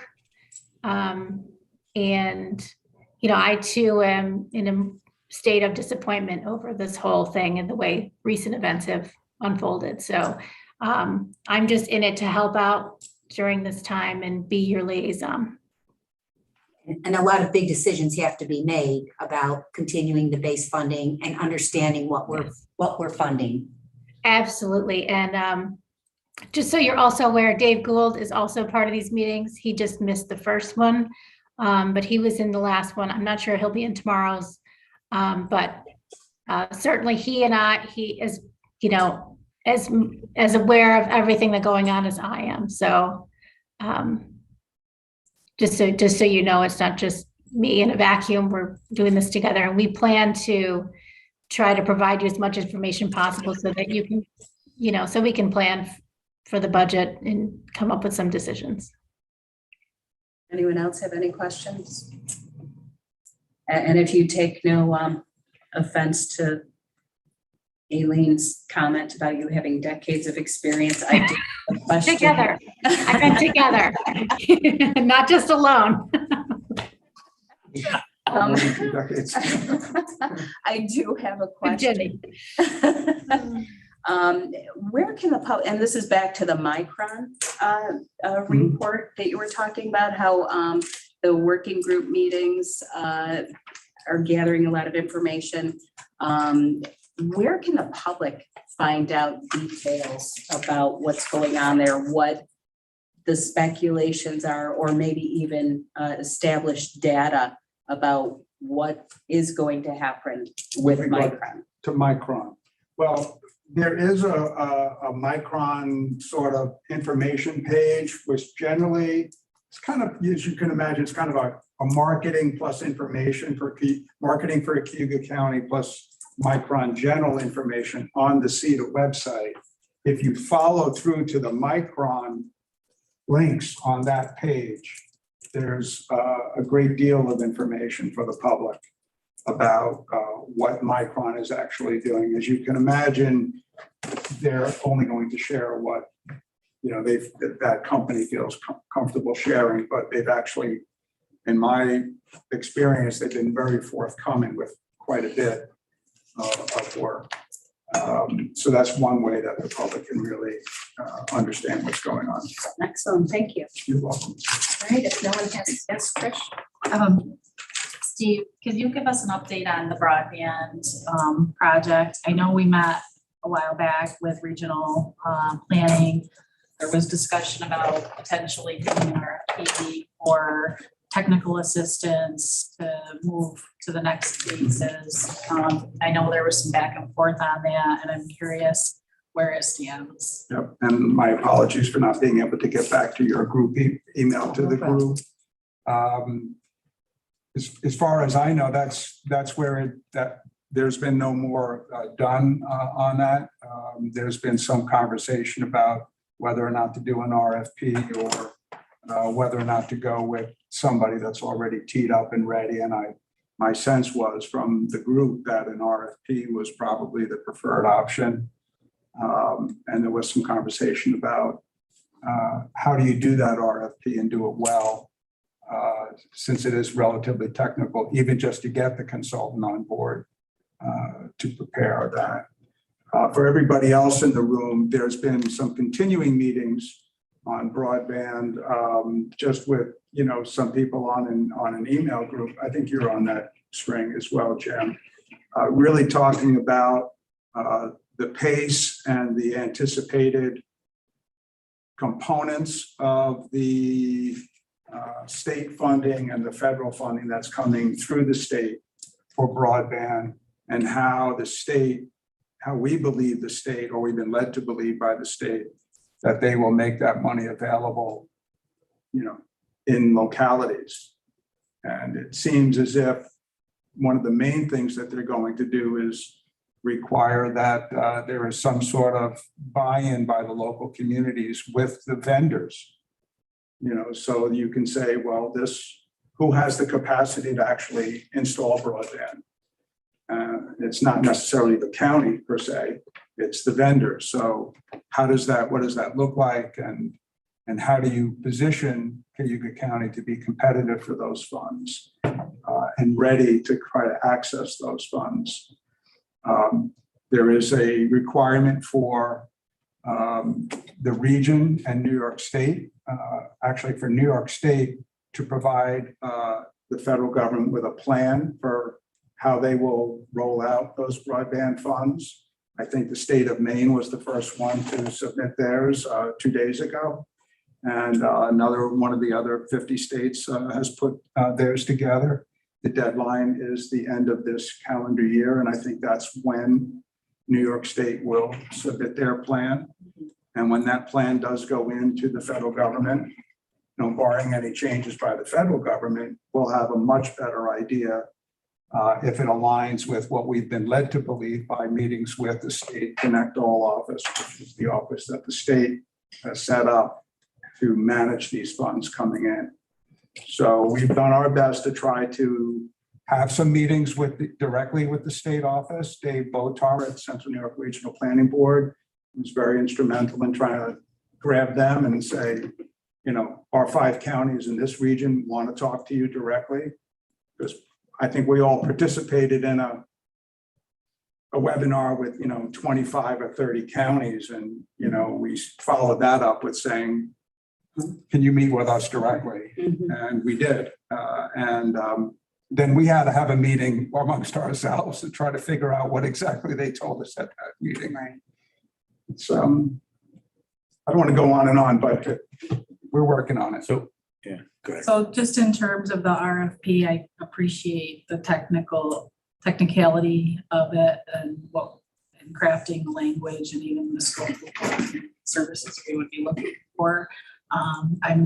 I wonder if there's other counties that that have done this already for this consulting piece that we could reach out maybe through NISAC or through Connect All to see if there's RFPs that have already been prepared that we could, pirate or cannibalize or whatever word you want to use. But to get the ball rolling, it'd be nice to, keep that momentum going as the states continue their own planning process. And to be ready to hit the ground running when that funding does become available. Great. I got a question. Yes, sir. I got a call the other day that Wayne County has started, Wayne County started their program using Spectrum to fill in their gaps. I'm like, if you know somebody over there. I know the planning director, Yeah, I told the person I didn't really have, know what Wayne County was doing. I'm pretty sure that's what they said, because they wanted to know what we were doing in Cayuga County to get ready. And what's going on with programs. We're just still trying to finish up the Empire State development stuff that's around. The Victory Town Hall finally got hooked up this summer, so that's going. They're reaching out to some residents. There's still some other work to done, but there's still gaps. There's still huge gaps. Anyone else? All right, thank you very much, Mr. Lynch. Thank you. Appreciate it. Ms. King. Trish, I appreciate Employment and training. Evening, everybody. I'm just going to briefly highlight some of the points in my report, and then at the end, I'll give a brief background update for the work group that I'm involved in at the end. First thing I want to say, and I'm pretty excited, there's been discussion, I think even within this body, about a lack of adult training programs, especially if you don't want to travel to Syracuse. So I've been working pretty closely with BOCES lately on new program and curriculum development. So they reached out to me to see what needs we've identified in terms of job seekers, businesses, and training needs. And we have come up with a list of 5 programs specifically that we would be able to sponsor for scholarship. So we could support them in the programs and support folks that want to enroll and take the training and essentially pay for it. So we narrowed it down to 5. We are looking at pharmacy tech, teacher aide, certified administrative professional, HVAC, and child development associates. So pharmacy tech has been a program that was offered in the past in this community, and it was pretty well attended, and jobs are plentiful and folks are going straight to work after certification. So we're happy that BOCES is entertaining that program and they're going to market that program. Teacher aide is another one. The certified administrative professional years back, and this was probably 15 years ago, maybe, BOCES had what they called business careers. We funded and sponsored hundreds of people in that program. And they learned basic office, clerical support, something that it's needed, but they don't want to go to school for 2 years. And it qualifies them to really manage and run an office in terms of clerical duties and computer. There hasn't been any adult computer training or office training in here in a very long time. So I'm happy that they're going to offer that. HVAC is a program we were sending customers to Liverpool. And even though that's not far for some people, for a lot of folks it is. So I'm very happy about the HVAC program. And then child development, of course, your child care workers. There's a shortage. We've identified that as a need. There's this child care crisis. So to train more people in child care is huge. So we have agreed, so to speak, on 5 that we will support and sponsor and fund folks to do. BOCES may offer more, but when we look at our program, we have to make sure that that number 1, their jobs in demand. Number 2, they have to receive a recognized credential in some way. So it has to have a certification attached to it and go through a vetting process through the Department of Labor to be eligible for our federal funds. These programs offer that specific credential and certificate that we're able to do that. So that's great. That's huge for us in this community to have more adult programs, and I'm very, very happy about that. To kind of continue on with BOCES a little bit, and I did have a typo. I met with Scott Bradley, not Brandley. I didn't mean to put an N in there. I do know that it's Scott Bradley. He's the principal of the CTE programs. I met with him. He's great. He talked about how they just hired a new work-based learning coordinator. Years ago, BOCES had a work-based learning coordinator for the high school program so that the student is enrolled in the program, but then they get hands-on work experience.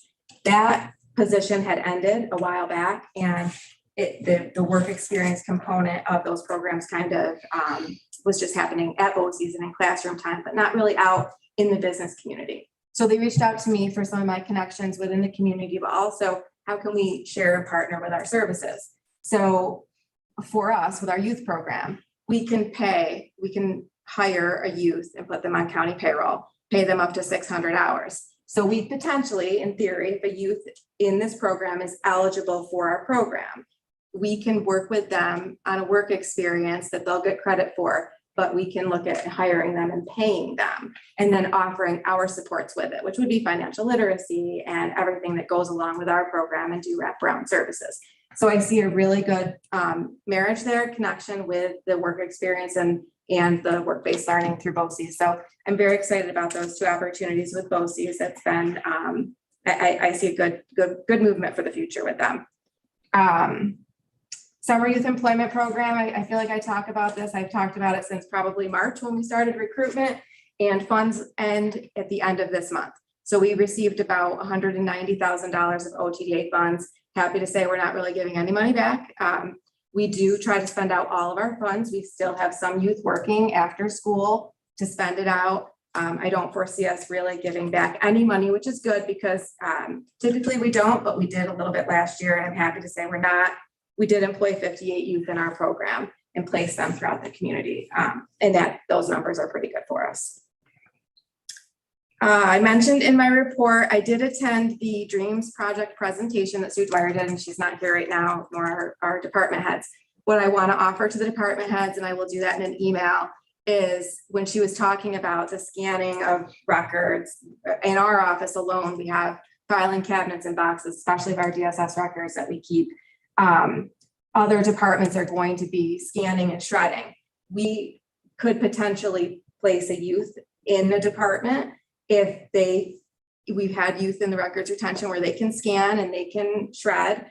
So I'm going to offer that up to department heads if they're interested in help and support with that. I'd love to put a youth there and then we can support the youth and they can work with the department heads.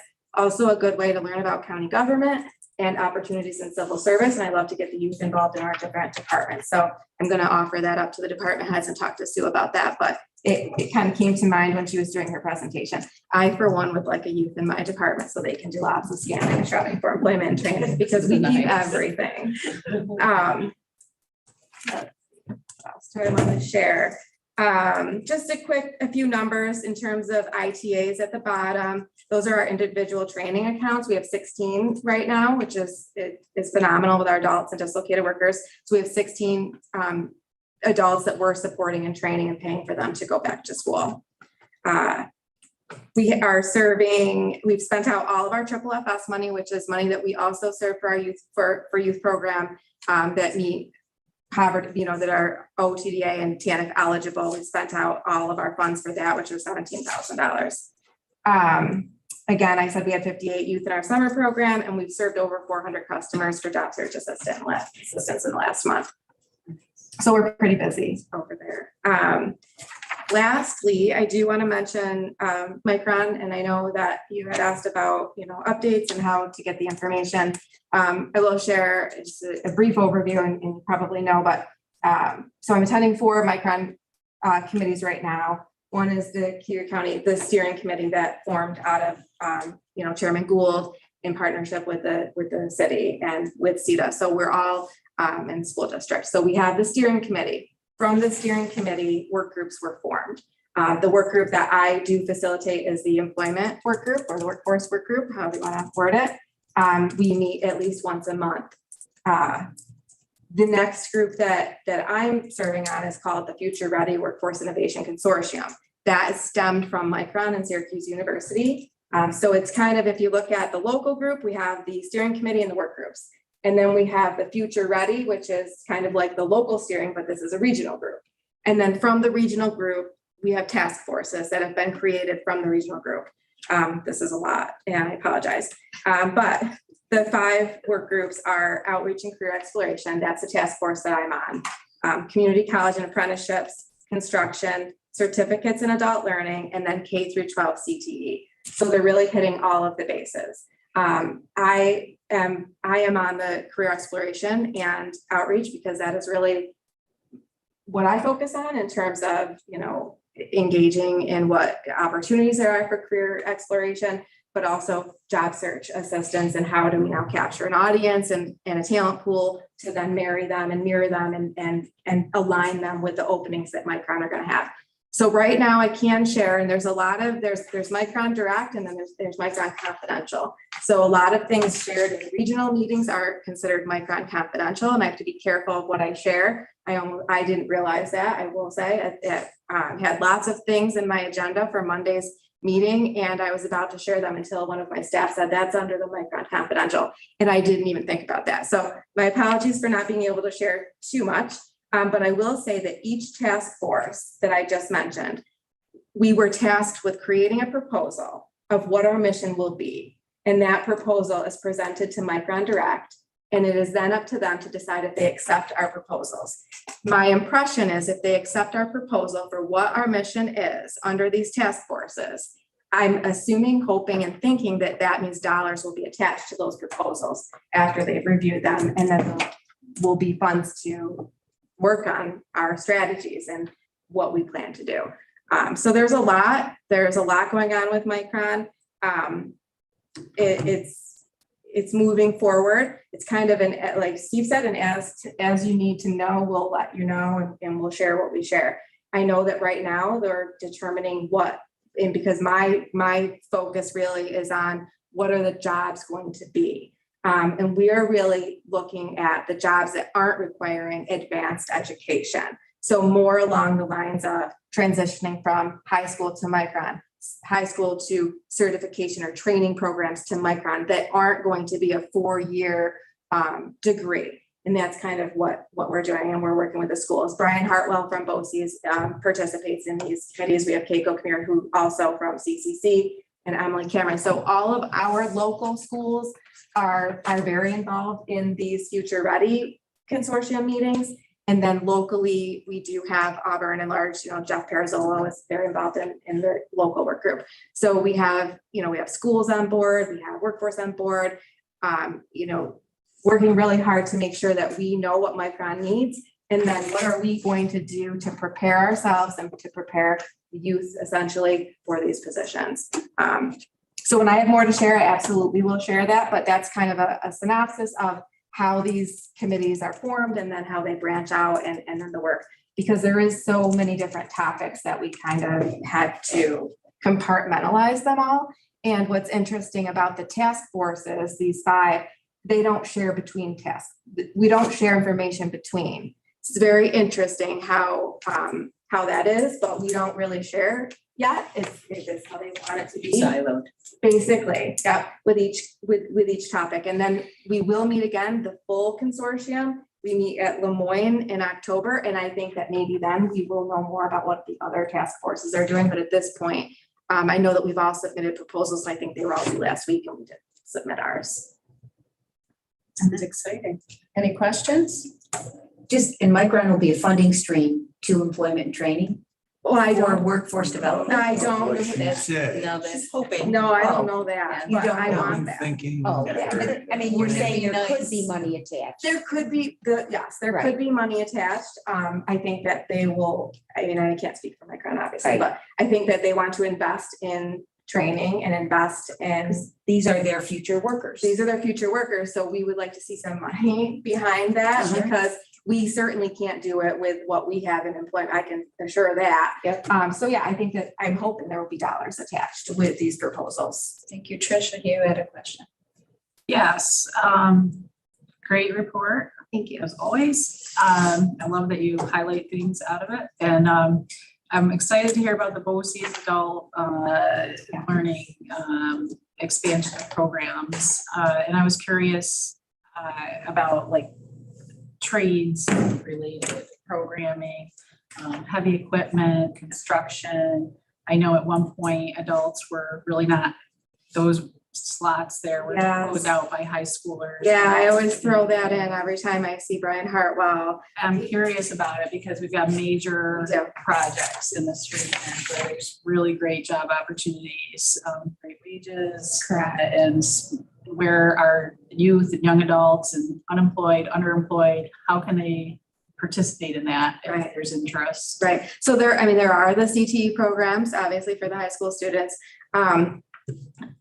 I think we're moving in the right direction with the expansion of the programs they're offering, and I was happy to see the HVAC program in there. Yeah. I agree with you on the heavy equipment and the trades and the construction. Electrical is a big one, that we have an interest for our adults that want to participate in that program. And like I think I mentioned it before, we were able to put adults in the high school program and pay for it for the 2 years, and it became a liability to mix the adults with youth, and they just kind of had to stop it.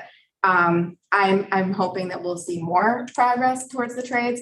I will say that apprenticeships and on-the-job training is probably the way to go unless we have people that would like to go to Syracuse or elsewhere for training. Ideally, we keep the training within the county for the community here.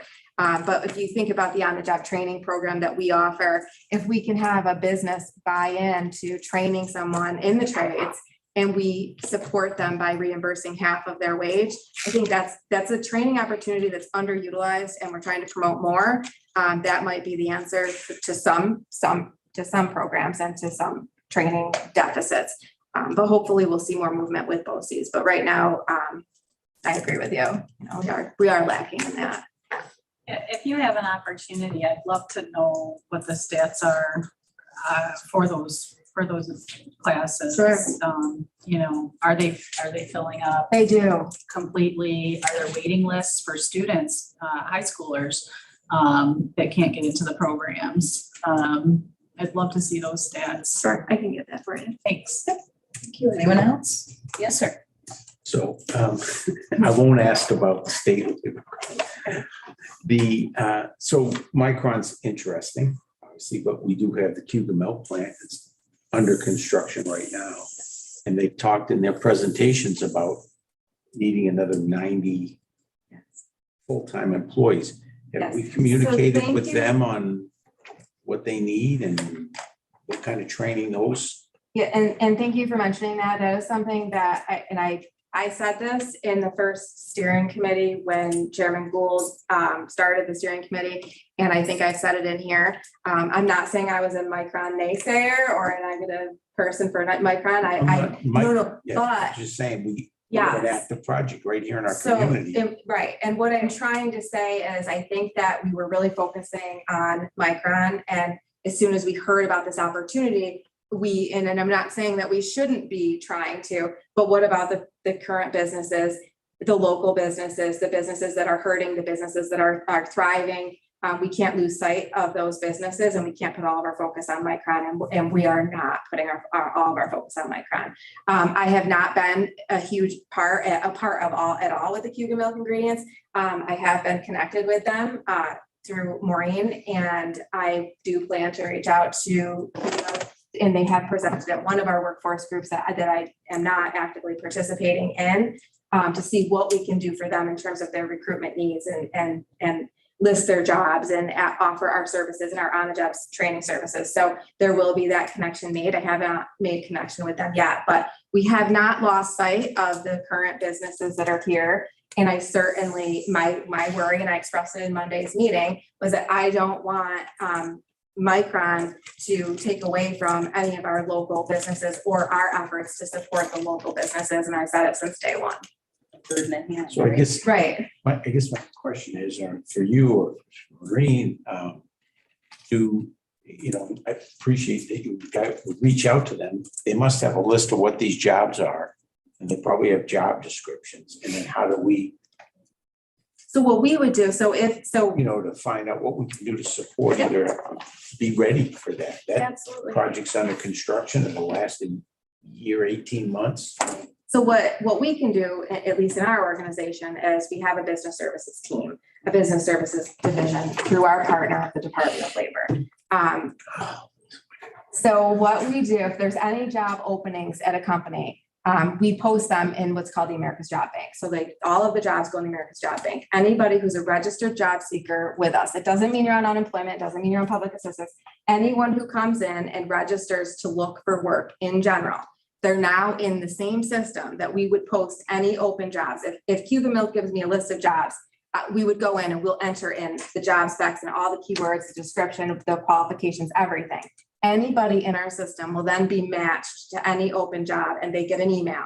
They get a blast that says, this is a job you may be qualified for. We can do on-site recruitments for them. We can do a job fair for them. We can market for them, post it on Facebook, but we can do the matching and send the referral directly to the job seeker. So there are things that we can do in partnership with the Department of Labor that we do out of employment and training. And I do work closely with them to make sure that that's happening. So we do that. We can do that. And I'm a fan of employment and training. I really am. I hope so. And that's why I'm hoping we make a connection with a facility like that or other businesses I might not be aware of. And let them know what you have to offer. Absolutely. Training, so that dialogue gets started before the plant's finished and they're sitting there. Right. Yeah, absolutely. Any other questions? Also. I do have one kind of tagging on to what Honorable Basile had said. You mentioned a task force that you're not a part of for Cayuga Milk Ingredients. Are they working proactively for them as you are working proactively for Micron? Oh, I must have misspoke. I don't know of a task force. Oh, okay. I'm sorry. Sorry. I probably said task force, but or workforce, maybe you admit. I'm sorry. Okay. But Cayuga Milk went to something? Oh, the street feeders. Yeah, I can elaborate on that. Yeah. Okay, yeah, thank you. Absolutely. Thank you. Thank you. Nobody has anything else? Thank you very much. All right. And well, that's a great segue. Let's restart yours. Thank you.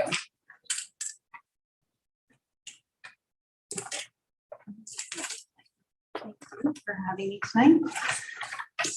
So the August report is structured a little bit differently. It's broken out into 3 different sections. The August highlights, which is kind of what's locally happening. Then I included some ongoing regional projects and then a section for things that are upcoming. So I do want to say that CETA has a very cohesive team that's committed to CETA's mission, and we are dedicated to continuing the services that we provide to the businesses here. So as I go through this report, I'll elaborate and talk about what we're doing to continue to do all the great work that we're doing here. And in addition to that, I have met with a few people from the legislature, including Chairman Gould and a few others, and the offer to meet and explain anything about what CETA does and the relationships that we have, because economic development is pretty complex with all the different partners that we have on the local, regional, and state level. So offering that up. And I'm gonna skip that for a second. So some of these highlights that I want to go over are the first one being the Westlake Art Conservation Center. I provided a brief summary here, but I think what's more impactful is a letter that we received from the chairman of the newly formed board of directors, Holland Gregg. So I'd like to just read this to you. This was written to our CETA board of directors. Dear members of the board, this past August, the Westlake Art Conservation Center closed on the purchase of the Lakeview Golf and Country Club on East Lake Road in Auburn. This was the culmination of a 2-year effort to search for an attractive property to relocate a 45-year-old business from Skaneateles and transform it into a world-class art conservation center. We could not have done this without the critical help and support of CETA. During our search, CETA's Maureen Reister was instrumental in lining up and assessing more than a dozen buildings and properties throughout the city of Auburn and the surrounding area. In July of 2022, so last year, we found a building in the town of Senate and worked an agreement with the seller. CETA was a reliable and credible advocate for us as we tried to convince the town of Senate to permit our business at the location. Unfortunately, the town was embarking on revising its comprehensive town plan and zoning code, which made it impossible for the town to grant the variance until those revisions took place, so we had to move on. We discovered the Lakeview Golf and Country Club shortly thereafter, and CETA came to our aid once again with its support. We were so pleased that Ms. Reister convened a meeting of stakeholders in the area, including leaders in the city of Auburn, the county, and the Cayuga Tourism Bureau, the town of Owasco, and Rachel May's office. We were able to garner their enthusiastic support and guidance, which set the stage for a successful effort to secure the 250-acre property. The Westlake Art Conservation Center currently employs 6 employees with plans to double its size in the coming years, creating a destination and statewide hub for the cultural heritage community, including well-known museums, galleries, universities, historical societies, and municipalities across the state. None of this would have been possible without the strategic planning and guidance that we received from CETA. We are so grateful that Cayuga County has such a powerful and engaged resource to help businesses such as ours find success. We look forward to a bright future here, and we invite you to stop by the Conservation Center in June of 2024 when we open the new facility. Thank you and best wishes, Holland Gregg. In addition to the Westlake Art Conservation Center, one of our strategic partners, the Onondaga SBDC, Small Business Development Center, also provided CETA with some interesting numbers that they just happened to run, which showed that we have increased the number of clients served in Cayuga County for the SBDC by 350% over the last year. This largely comes from a new relationship, or I should say a renewed relationship with the SBDC and CETA to work more collaboratively and closely with these clients that we're serving. The SBDC has a tremendous network of services and resources that CETA is impossible to have in-house, so we're tapping into what our friends can help us with. So those were great numbers to realize. In addition to that, I continue to serve on the local planning committee for Moravia's New York Forward. There were 17 projects under consideration with 5.8 million in total project costs and 4.4 million requests in grant funds. The second public meeting was held tonight. I was just kind of double duty listening into that Zoom call where they were going over this. So I'm waiting to hear how the public responded to their presentation. In addition to Moravia winning the New York Forward in this current year, the villages of Cayuga, Union Springs, and Aurora are also working very closely with the support of Steve's team in planning and economic development to put together their applications. CETA has been supporting them by attending meetings and answering questions about the process and pick the projects that are, most eligible. And we will continue to support them through our relationship and our seat on the Red Sea when those projects come up for review. And just to explain that a little bit, there are going to be, in the central New York region, so the 5 counties, there will be 1 DRI awarded and 2 New York Forwards awarded. So Cayuga, Union Springs, and Aurora are each individually applying for one of those New York Forward awards. Together, though, the 3 of them in this collaborative effort of this Route 90, connection between the 2, it's a very unique opportunity. We think they have a very strong application to win the DRI, which is a $10 million award. Another thing I'd like to highlight on is in August, I hosted an agribusiness tour for Allie Stark, who is the ESD Strategic Business Division for Agribusiness. That means when companies who are ag-related go to New York State and say, we are looking for a new location, we want to expand, what do you have? Allie is the person who receives that and trickles it down to all the economic development organizations throughout the state. So it was important for her to come here and tour some of the very innovative projects that we have in agribusiness. And that was a great success. So one of those stops was with Cayuga Milk Ingredients, and knowing their project and their tremendous need to essentially double their workforce from 100 now to 200 later. Bringing Allie was one part of it.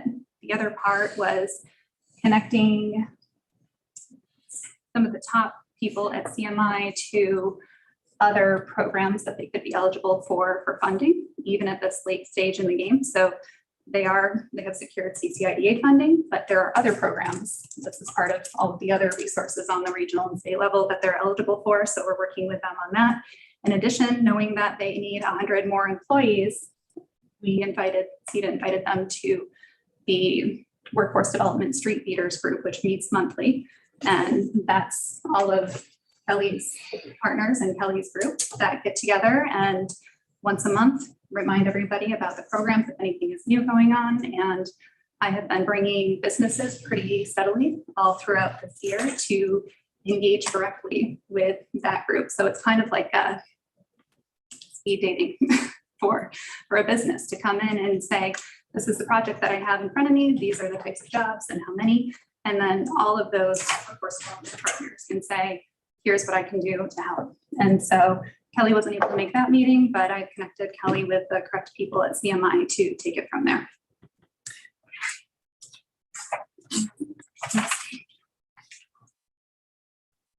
And also just to tie into how CETA kind of works with all of the partners that we have here. We also met with Pyramid Brokerage to discuss the redevelopment opportunities for a major site. Also brought in Karen Cool to that meeting because of her tools and that you have with being able to track numbers of visitors. So that'll be a tremendous help for them. And on the regional level, a few things that I want to highlight. The New York State Economic Development Council has commissioned a New York State Advanced Industry Cluster Study. So CETA shared our Cayuga County supply chain analysis with New York EDC in order to help with their statewide industry cluster study. And we're pretty confident that Cayuga County will be well represented because the consultants that CETA hired a few years ago to do our industry supply chain analysis are the same consultants that New York State EDC has hired as well. Another thing is the Central New York Red Sea, our Central New York region, the 5 counties, has commissioned Camoin Associates to update the CNY Rising strategic plan, which was done before in 2015. I've met with a few of the key individuals from Camoin to provide some Cayuga specific information. And I'm in the process of organizing a meeting with some other key individuals from key industries and economic development partners to meet with them as well. So Cayuga County has a chance to really share what our strengths and opportunities are. I continue to meet with Center State CEO representatives on a regular basis to pretty much to collaboration, especially how it relates to Micron and some of the work that's being done on a regional level. And then in the upcoming things, when I submitted this report, these were upcoming events. So CETA Sparks episode was recently done on September 6th. And this was by the New York State Minority Women-Owned Business Enterprise Group, Luans and Minis. And it was titled Empowering Your Business Through New York State MWBE Certification. So if you come into contact with any businesses that are minority or women-owned and looking to get certified, in order to tap into the New York State contracts that are available for them to do business, please encourage them to watch that video to understand it more. And we're happy to connect them to the right people in order to get more information. As I just mentioned, the New York Forward public meeting was tonight, and that's where the public was, able to learn about the projects that were submitted and provide feedback. Later this month, CETA is hosting, in partnership with the Onondaga SBDC, a fast track to business startup, and that'll be going on September 26th, 28th, and October 3rd. This is best for people who are interested in starting a business to really get a crash course and all of the nuances that it takes to really consider when you're looking to start a business. It's also a good refresher course for anyone who owns a small business and is looking to grow it. And another thing that we're going to be opening up again is the Auburn DRI. There's some dollars left in that program. And so we're working with that group to do another round of open call for projects to disperse those remaining funds.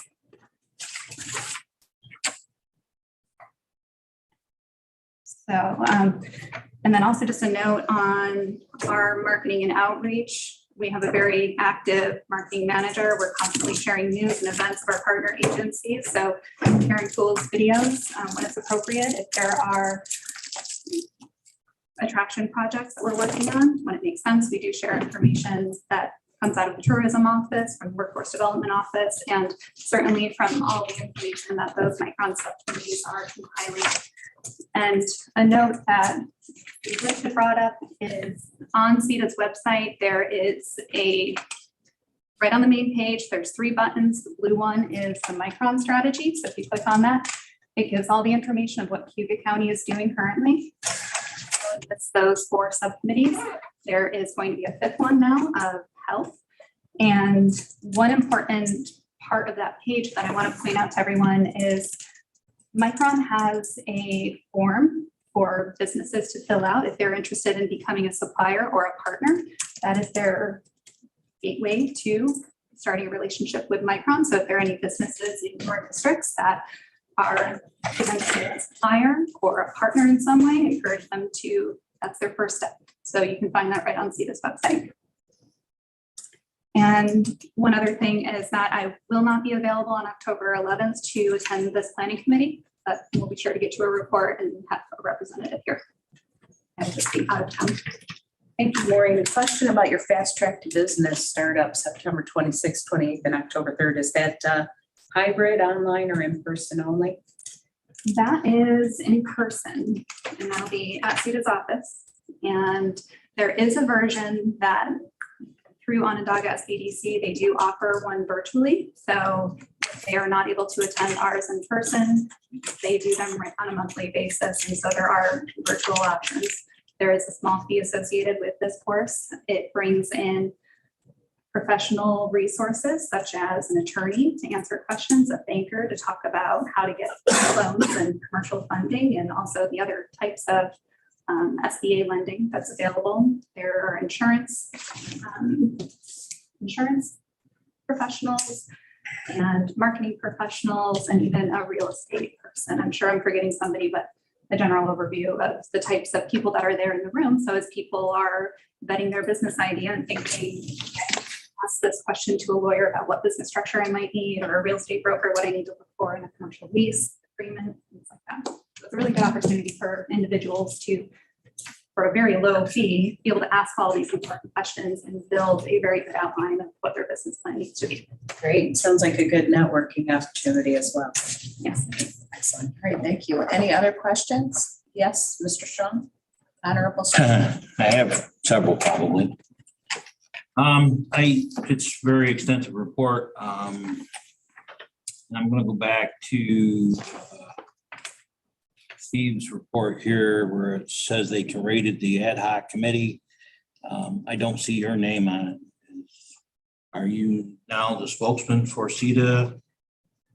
Without, the position of, I guess, the president of the board, whatever the title that Mr. Miller held is, are you filling that position now currently? So CETA is a nonprofit, so we're governed by a board of directors. There is a chairman of the board, a vice chair, a treasurer, and a secretary on the executive committee of our board.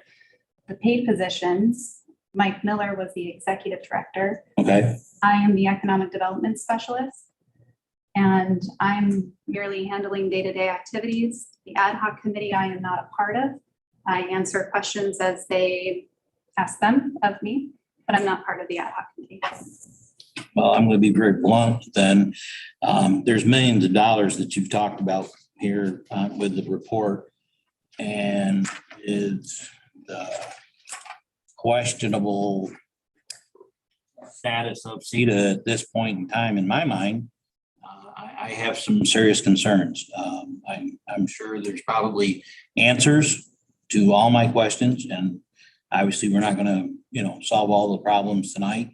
But I'm speaking solely for myself. I'm not speaking for any other legislator. But I have serious concerns. There's a lot of money here. There's obviously people that are, depending on CETA, Cayuga County to, get these businesses possibly, started, the milk plant. A lot of these things are, have started and, in mid-project. And there seems to be some sort of disruption in CETA. And I know we fund a lot of a lot of money to CETA, and I have some serious concerns and questions. And at some point in time, somebody's gonna have to sit down and satisfy my answers or my questions. And I don't know how that's gonna take place, whether it's gonna be a special meeting with the legislatures or what. But I do believe there's probably other folks that have some concerns. So if I get your question right, and I don't mean to interrupt you, but are you asking, maybe you could bring back a message that Honorable Strong has some questions and you want to be contacted by someone? Well, I guess it's, I sat on the planning committee and I understand the work that CETA is doing, but without some clear leadership up there, I'm beginning to wonder. And maybe I don't know the reasons why Mr. Miller was let go. I don't know the reasons why the individual before Mr. Miller was let go, but that's all happened within 3 years. So I guess I'll ask this question then. Are we expected to hear from the board or something to get some of these answers that you know of? Or can you point us in a direction to where we can ask these questions? I'll certainly bring your concerns back to the ad hoc committee and to the CETA board. I believe through your liaison, Aileen, the ad hoc committee and the board are aware of the questions that you probably have. If there are others, they may not be aware of, but I believe they're working to address those questions, and CETA staff is in support of getting the data together that's been asked for. So I'm not part of those meetings. I can't really answer that question, but I can certainly communicate your request back to them. I'd appreciate it. Thank you very much for your time. Anything else, Mr. Strong? No, sir. Ma'am, sorry. Thank you. Yes. Thanks, Lydia.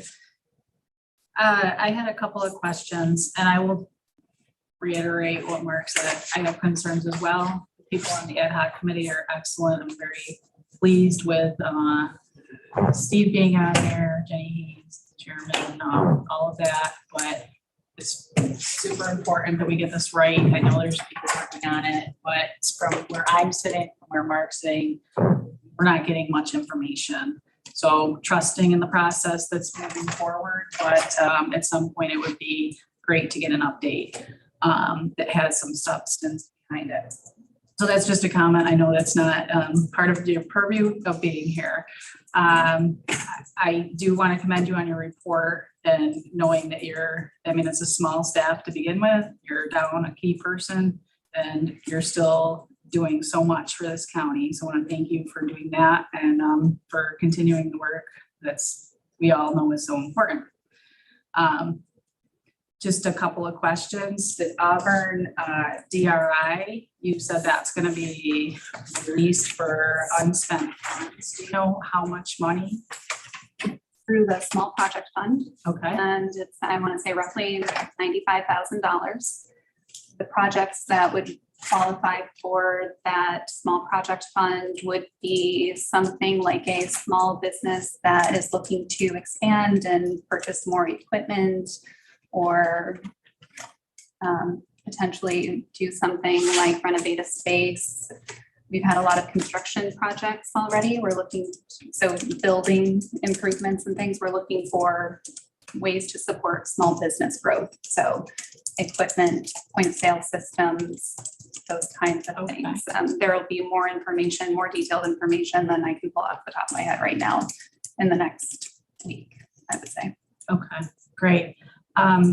Another question, and I had asked Mike this question every time he stood before us, in status on, there were active negotiations going on with landowners throughout the county to look for our next IDA site, or industrial park, business development park, because we're running out of space in Aurelius. And so I don't know if that is part of the scope of work that CETA is continuing to do, or if that's being handled differently now.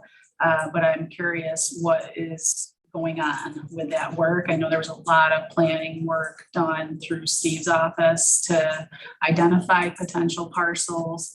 And I definitely don't want to see momentum lost on that, because I think this is the time when we really need to be doing that work to capture the development that's happening in the region. Do you have any update on that? So I have still been in contact with those property owners. I wouldn't say any momentum has been lost. And we are still working together with CCIDA, as CCIDA would be the key entity involved in developing the next park. So, and even through the Micron Major Sites Committee, we work collaboratively. We have a meeting coming up. Okay. The last update we got, it sounded like there were some potential willing landowners. I don't know if you can say anymore if there's any potential there. No, but I've still had some great conversations, and actually some opportunities have come up. So looking forward to the next Micron Sites Committee meeting. Great. And just one final question, if I could. Sure. Absolutely. I don't think so. Talking about the videos. Bless you. It made me wonder, what, out of the CETA budget, what do you have for marketing? You may not know off the top of your head, but I'm curious about that number, in terms of the total budget. How much is actually going to marketing? And is it a sufficient amount? Obviously, competing against counties with huge marketing budgets, but is it 5,000? Is it 20,000? Is it zero? What does that picture look like? So is that a question that you would like to refer Trish to ask someone else, or is that something that you can bring back to Trish? I can get exact numbers for you. My feeling is that CETA has been pretty frugal through one of our partners, the Auburn Industrial Development Authority. A few years ago, they did that place branding and put more money than CETA had in our budget into targeted attraction efforts. And so, but actual dollars, I don't have off the top of my head. Yeah, I'd be interested. And I remember when that Auburn IDA project was going forward, I think there was an attempt to do something at the county level too that didn't come to fruition, but yeah. So it was primarily focused on Auburn, but I would love to know what that picture looks like. I think I'd be interested in that information as well. So maybe if you wouldn't mind sharing that with the legislators. We definitely utilize the resources that are friends at tourism have already invested in and things like that. We're not spending money on recreating the wheel, but I'll get some more accurate numbers for you. Thank you. Any Thank other you. questions? All right, no more. Thank you, Maureen, very much for being here this evening. Mr. Doug?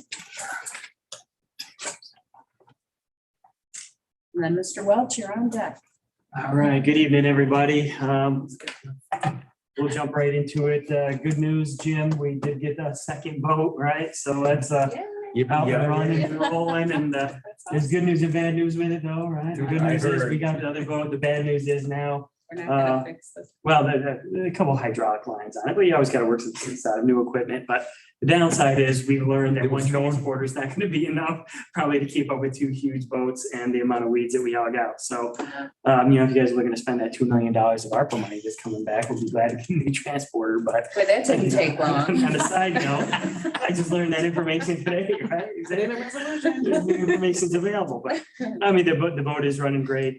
It's really impressive when you see two of those boats to transport the conveyor.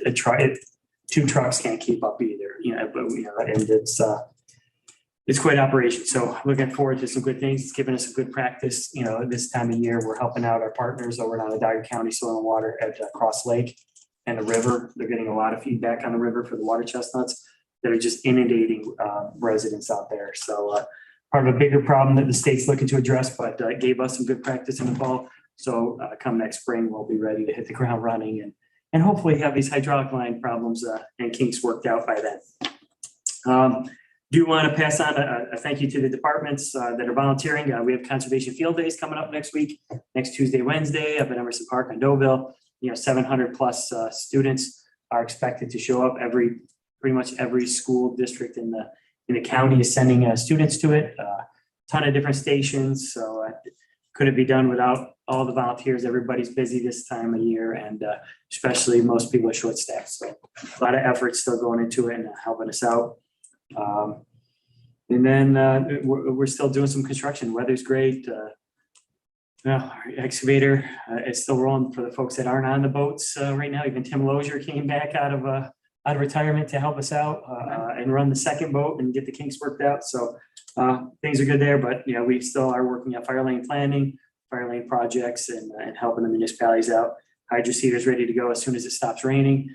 No sense in spraying seed, mulch, fertilizer to get grass growing if it's just going to get washed away from the daily rain events that we're getting. And then lastly, we do have the conservation field days, or not field days, but Conservation Skills Workshop is going to be held here in Auburn at the Holiday Inn next week. So conservation district technicians and other field staff will be coming to Auburn next week to hone their skills. It's more of a technical driven type of training for any kinds of technicians where engineers come in, everybody comes in, we hit the field, we look at different locations, and then it's a good way to get everybody together and learn the latest and best practices out there. So we had the opportunity to do it. We said, hey, we used to have the water quality symposium here all the time. Why not try something like that with the skills workshop? So the folks reached out to me from the state, and we'll have it here. First time it's going to try and do it in that type of all at one hotel, one type of place. So glad to have it back here in the town. And we have a sixth grader in our home who is very much looking forward to his visit there on the 19th. All right, because they get out of class for a day, get up to the park. We ordered great weather for it too. It's going to be perfect. It's going to be beautiful out. 70 degrees. Can't be. Just to be clear, Doug, it's the 19th. 19th and 20th. 19th and 20th. Yes, sir. Thank Any you. questions for Mr. Kirsten? None? All right, thanks. If you do, you know where to find me. Yeah. Last but definitely not least, Mr. Welch, thank you for being here.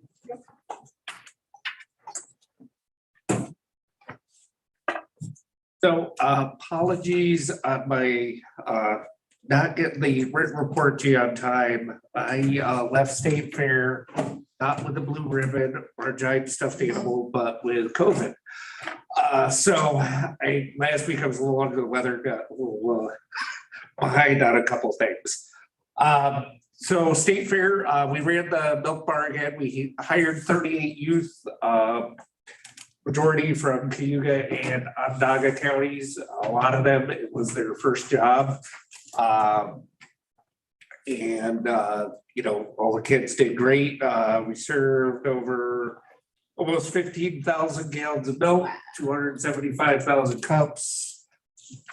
And there was just enough strawberry to get us through Labor Day weekend. Nice. Just a couple other things. On August 23rd, we had over 100 farmers, folks that work for other agribusinesses involved in the crop protection space and that kind of thing.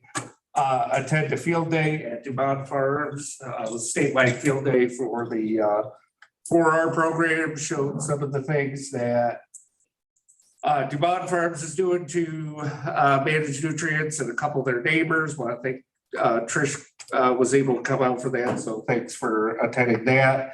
And then real quickly, just want to thank Doug and the team out at Soil and Water for helping us get a water line in for the garden at the Booker T.